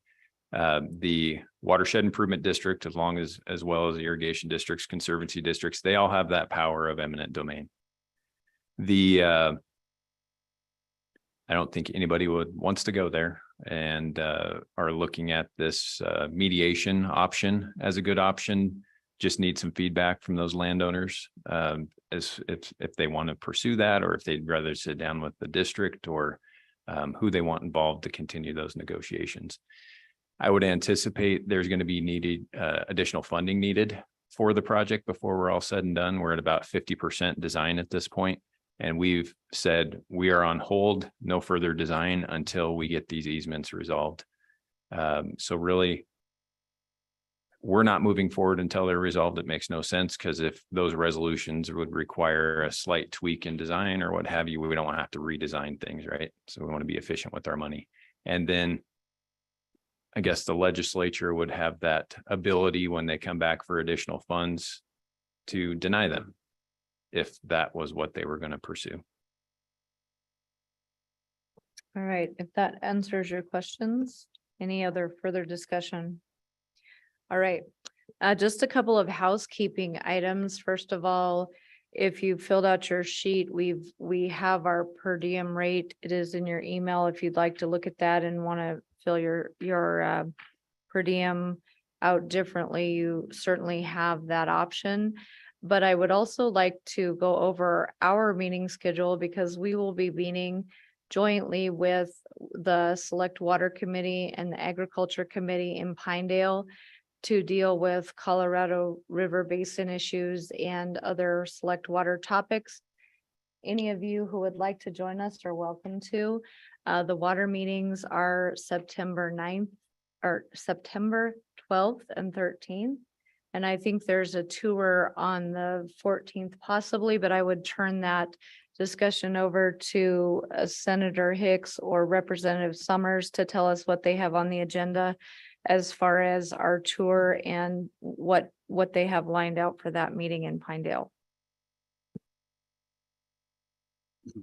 Madam Chairman, thank you. And it really will start on the first day where the Select Water and Ag meet, and then the participants from CSG West, their Colorado River Forum Group, which is legislators from all 7 basin states in the Colorado River, come in. And so after that meeting, and hopefully we can get that out on time, we'll go up to Fremont Lake, where the dam is, and then they can see kind of a natural lake. The dam is very small. It's really just a diversion structure. And we'll show them that, show them kind of the intake of the town's water. Then there's an evening event. And then I believe the next day is the tour. And the tour will be able to look at one of those system conservation pilot projects on our tour line. We'll go along the Green River and see a project from WWNRT. And we'll move around and talk about flood irrigation and the benefits of flood irrigation to the ecology of the river. And we'll move on down to Fontenelle, and we'll tour Fontenelle, have a little discussion there, and then we'll see how that goes. And from there, we'll determine whether we have enough in us to move over towards Farson just to show them that project. That was a huge salinity project. Much of the original infrastructure in those sprinklers were all through that salinity project. It was actually from the treaty with Mexico. Originally was that salinity agreement. So we'll just see how far we get, but that's the idea. And Senator Hicks can opine on anything else that we might have. All right, and we'll Representative Summers, when we get those dates, we'll forward those on to Jason, and we will get those out to you when we get those exact dates of what is happening. Go ahead, Senator Larson. Madam Chairman, thank you. So you're not sure, are we probably anticipating September 11th, the Monday, 12th and 13th? Well, for us, the agriculture meeting will start the 11th. Okay. And we'll go the 11th and 12th, and then the 12th and 13th for Select Water. And I'm not sure if there will be an extra day in there or not on the 14th, but that is our schedule. And those events will be sprinkled through there, and we'll have that exact agenda soon, I hope. So anything further for Select Water? Anything further? Seeing none, we will call the Select Water Committee meeting adjourned. Thank you, Commission. We've enjoyed being here with you. Thank you. Well, with that, do we have a motion to adjourn our meeting? Motion to adjourn. I would like a comment prior to adjournment. So, And I guess it's what we talked about, Mr. Chairman. What we talked about yesterday, as far as our funding is concerned, trying to get more mileage out of our dollar and get more projects completed. The number of projects looks like they're going to exceed our dollar value that we have banked. Is that correct? Mr. Chairman, I don't think we'll know that until we get our September 1 applications in, and when we understand, we open the cost estimates for the planning studies as well. So it'll be sometime in September when we have a better feel for how many applications compared to how much money we have. Right, but Yeah. with that said, we know that our dollars aren't as great as they used to be. They're dwindling, and we got more projects each year to take up those, right? We're gonna probably have to put some on the shelf someday. But what I wanted to visit about is our studies, I guess. As long as I've been on this commission, I've seen studies that were in excess of $300,000-400,000. We have not done anything since that I remember on some of them, on a lot of them. So in my mind, those studies are not putting pipe in the ground. They're not putting water in people's taps. They are going just for something to, maybe they'll use, maybe they won't. But I think it should be a direct line that when we do a study, we use it or we don't do it. Or we pick and choose who we're going to do it for to make sure that there's initial background with who we're dealing with, make sure that they're an entity, make sure that at least it's a group of people that you can talk to, or somebody that says, okay, I'm the boss now, and here's my other constituents, and we can make a deal, or at least we can talk to you. I think we have some of that that's happened in the past. With that said, there's a couple of projects, I hate to mention them, but one was $240,000. I believe for a study, I won't say the town, but I will say that we initiated that study. There's 30 people, residences, or not, I think there's 30 residences in the community. 250,000, we could have fixed it. We could have fixed it. We could have put the pipe in, we could have taken care of other issues. But if our criteria don't allow that, how do we get there? If we have to do a study before we can do a level 2, then is that in our criteria? Or are these small communities, can we go right straight to bid, find an engineer, negotiate a deal, either use a cost-sharing process with the engineer and the contractor? That thing has been used, value engineering is another one that I've seen over the years that work. But what I would like to do is request or ask, I guess, maybe we use history to make a determination what we've done. If we could get 2 years of these studies that we have approved and got completed, if we could get that, look at the value that we put into those and look at the results that we got. And I think the past would give us a position to move forward. At least it would give us some common knowledge of what we spent on something that didn't exist or will not exist. So I'm looking for foolish money that we've spent, maybe. But that's what I'd like to do. I'd like to get 2 years. I think at our next meeting, we can analyze the ones that were value to us, that were value to the constituent that we did it for, and make a determination. Maybe there's some other ways. Maybe we have to change the criteria. But maybe there's other ways to get the pipe in the ground without spending all the money that it would take to do that for a study. That's what I'm after. Is that, what's your comment to that? Is there a way, or what?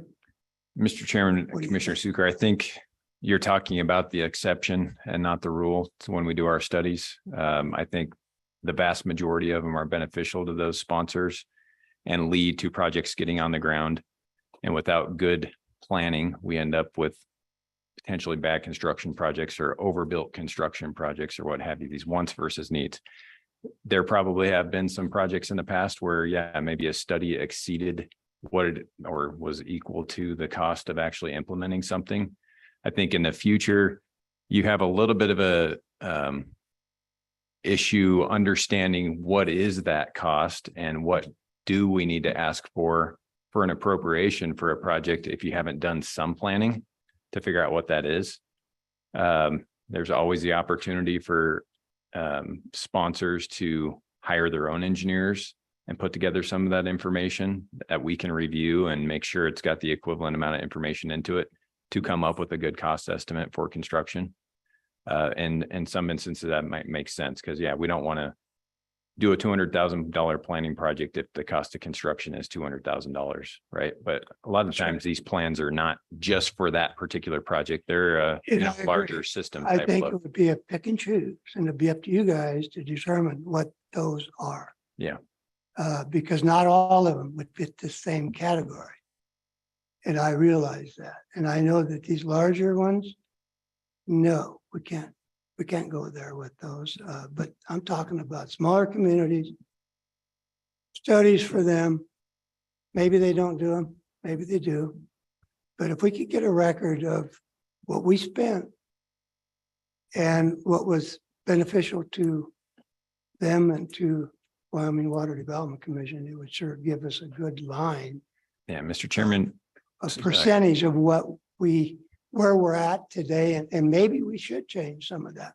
Yeah, Commissioner Sucre, I don't know exactly how you get out of some kind of analysis to determine what studies had some kind of benefit or didn't have a benefit. I do know that we have overall, and Barry could maybe throw some numbers out off the top of his head, less than 5% of our funding over the years has been spent on planning. The vast majority of it, 95% or so, goes to construction in the long run. So the majority of the money, when you look at history, has gone to putting pipe in the ground and et cetera. But I just don't quite understand or have a good approach in my mind on how you, which ones of those projects were projects that this, I have one in particular, it was just fresh in I'll our give you an memories. example, Osage, Okay. 240,000. Well, maybe we could work together outside the meeting to, on some of the ones that you're thinking of and That, something like that. Why can't we negotiate with an engineer prior to the study? Them hire the contractor, they do their bids, they do everything. We can still support the issue because we know, they know that they need water or want water. Then more or less they're committed to doing the improvements, because if they're not committed to doing the improvements, that's money we wasted, in my opinion. We threw it down the hatch. I see some that will never be done. You can't even talk to anybody that we've done the study for because there's no entity there. There is no chairman of a board. There's no vice chairman. I mean, there's nobody. So those are the things that I see that I think I quite don't agree with in our criteria that maybe we can make some minor changes. I don't care. Not all projects would be in the same room that I'm talking about. They would be specific to some of the areas that I'm looking at. Yeah. Smaller communities. Mr. Chairman, I think that makes sense. I think first and foremost, we have this exception in our criteria that says if you're not a district, haven't formed a district yet, but you want to do a level 1 study, you can waive that requirement to be an eligible entity. Considering the competition for our funding, we've talked on Tuesday, maybe those are probably going to be pretty low priority in the future. So you need to get your act together and get a district formed. It's only fair to the other folks that have districts formed that are coming in for similar type projects. The other thing I would say is sometimes you have to do a little bit of planning to even understand what is it going to cost for you to upgrade your system or update it. Until you have those costs, you don't really know, can you afford it? Can you not? And that sometimes would allow you to put in the proper water assessment measures and to come up with the budget to be able to do that. But I agree, these smaller communities, typically, we need to take a hard look at and use common sense on what we're, how we approach those projects. So I'd say we can continue to have conversation about that. Do we have to change our criteria to do it? I don't know. I'd have to think about it. I mean, right off the bat, I'd say probably not, but I don't, I need to get together with staff and they can remind me where I'm wrong. So. Because there are programs that contractors use with, the Bureau uses them a lot, and they're shared costs.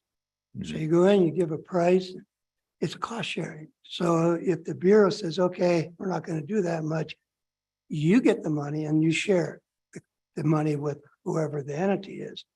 And so those programs are out there too. And when they're cost sharing, if the contractor knows that he's going to get part of the money without doing the work, it's cost sharing.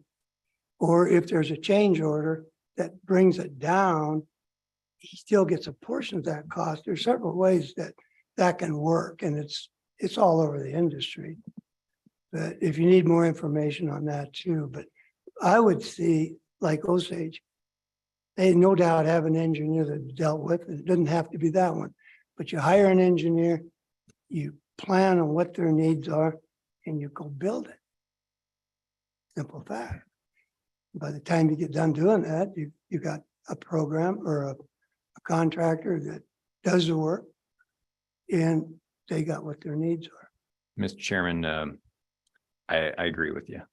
That last statement you just made, I heard you say you plan what their needs are and then you go build it. So there, I don't know if it's a hybrid, something like that might take a criteria change. We have the opportunity here where we don't have to just go to a master plan. We can jump in right into a smaller level 2 study where we're looking at these smaller systems shouldn't be that complicated in the first place, right? That's Yeah, right. they have a well, they have a tank, and they have a little bit of transmission pipeline. So I think there's ways to do minimal amount of planning and jump into construction. Maybe there's ways to jump straight into construction. Let us think about it and we'll continue to have the discussion. Sure. Yeah. Thank you. Appreciate it. So, Mr. Chairman, just along Senator. that lines is that we used to have in criteria for the watershed studies to be eligible. You had to complete a watershed study to be eligible to participate in a small water program. But in the criteria, it said a watershed study or an equivalent would be considered by the commission. In other words, somebody could come in and say, we don't need to do the watershed study. We've already got all the information that's available and present that. And then there were opportunities to go straight to level 3 funding. And so I think that's what Commissioner Sucre is saying. If somebody can come in and demonstrate that it doesn't need a level 1 or a level 2 study. And so it would just be to incorporate some language into your criteria to say as a level 1 or a level 2 study or the equivalent. If you've already got the engineering and design work ready to go, it doesn't make any sense to go back and do another study to get you there. But there was historically language that was in the program for the watershed studies to do that. So it might be something to look at as a precedent that the commission's already done through criteria. Just a suggestion. Yeah. And Mr. Chairman, I'm not even sure we couldn't do that now, but we'd have to go back and I guess read with a little more fine interpretation of that. But yeah, I mean, where it makes sense, it makes sense. Mr. Chairman, just a couple follow-up Commissioner points Cox. in support of what Commissioner Sucre is saying. I mean, I think districts need to be formed up front. I've supported projects where, okay, let's work out the district question after we've done the study, but it really, who are you dealing with? It's hard to define that when you're analyzing these things. I think that's very important. And I think planning, I mean, there are some times where maybe we can just have, go to level 2 and get on with the project at hand because it's very evident. But these planning studies for some small towns are very important. I'm thinking I'm working with one in Bear Oil. I mean, this town's been there since 1905. It's a community that needs direction and needs help in defining that direction. So that's important. And then project completion. The last time, I voted no on this project, but I understand why it passed is, City of Laramie, they checked off everything they did in their plan and they're going to move on to another plan and they're using that plan as direction. And I think if we have communities like that, we need to support them and pat them on the back for completing their plan. Thank you. I'll also add to that. I love the discussion because we're going to have to think outside the box. We're going to have to find and define some of our working criteria for us to get as many projects as we can done over the next biennium, for sure. And so with that being said, I think all of us are in that train of thought. And And you had mentioned one time about possibly getting a little subcommittee together or some of that kind of stuff that wouldn't have any voting rights or anything like that, but just to continue this kind of thought. So if that comes down the road, I think there'll be several people that would want to be on that, and I'm sure from Select Water as well, and they can toss that around and see what they might be able to do to help direct you to make those decisions and us to make the best decision possible. Yeah. And Mr. Chairman, I would encourage that, it's probably not going to help us right away because we've got stuff here right in front of us, but in the long term, yeah, definitely. I'd love to have those discussions, and we obviously need buy-in from the commission and the legislature for how we're executing our program. So it's good to have these discussions, and we'll throw out the ideas and you'll throw out ideas. And like I said, we'll figure out where it doesn't work and where it might work. And again, there needs to be flexibility. Every one of these little details that we just talked about right now doesn't really lend itself to this gets this score, this gets this score. You have to use common sense at some point too. So that's all. So, I'll say. Mr. Chairman, just one other thing is Senator. the commission may want to consider is the interest rate that you charge for loans on projects going forward, given, I can't remember, did we do anything with that? But, we tried to, in the appropriations committee, look at trying to make all the loan programs consistent across the state. I don't think that effort succeeded, but obviously in an interest rate environment that we have right now, these might be outside of way below what the market would bear. And so it's just something, as we start to see these big swings in interest rates, that keep that on the commissions for potential discussion at a future meeting, is to look at what that is. Mr. Chairman, one thing I would comment on that, years ago, we were giving loans, and then we went at least towards the municipal type projects. We're pushing those into the SRF program where we can take advantage of federal loans and rather than state loans. And by having that, pressure on our program taken off, that allows us to give more grants, which then leads to more projects. It really makes our program funding go further because we're matching the loan money with SRF funds instead of water development funds. And I think that way outpaces the little bit of revenue we would get from a 30 or 40-year loan. And we've looked at that in our office. So I'd encourage us to continue what we're doing right now in regards to that. And, we're trying to do in our planning studies for the ag side and the municipal side is, instead of just saying, here's all the potential federal funding opportunities out there, we want our consultants to say, this project matches up with this program, this project matches up with that program. Here's the information you're going to probably need to fill out an application, short of filling out the application for them, but holding their hands as much as they can to give them a good opportunity to go after that federal funding. And again, with the idea of we need to stretch our state dollars further by leveraging federal funds. So.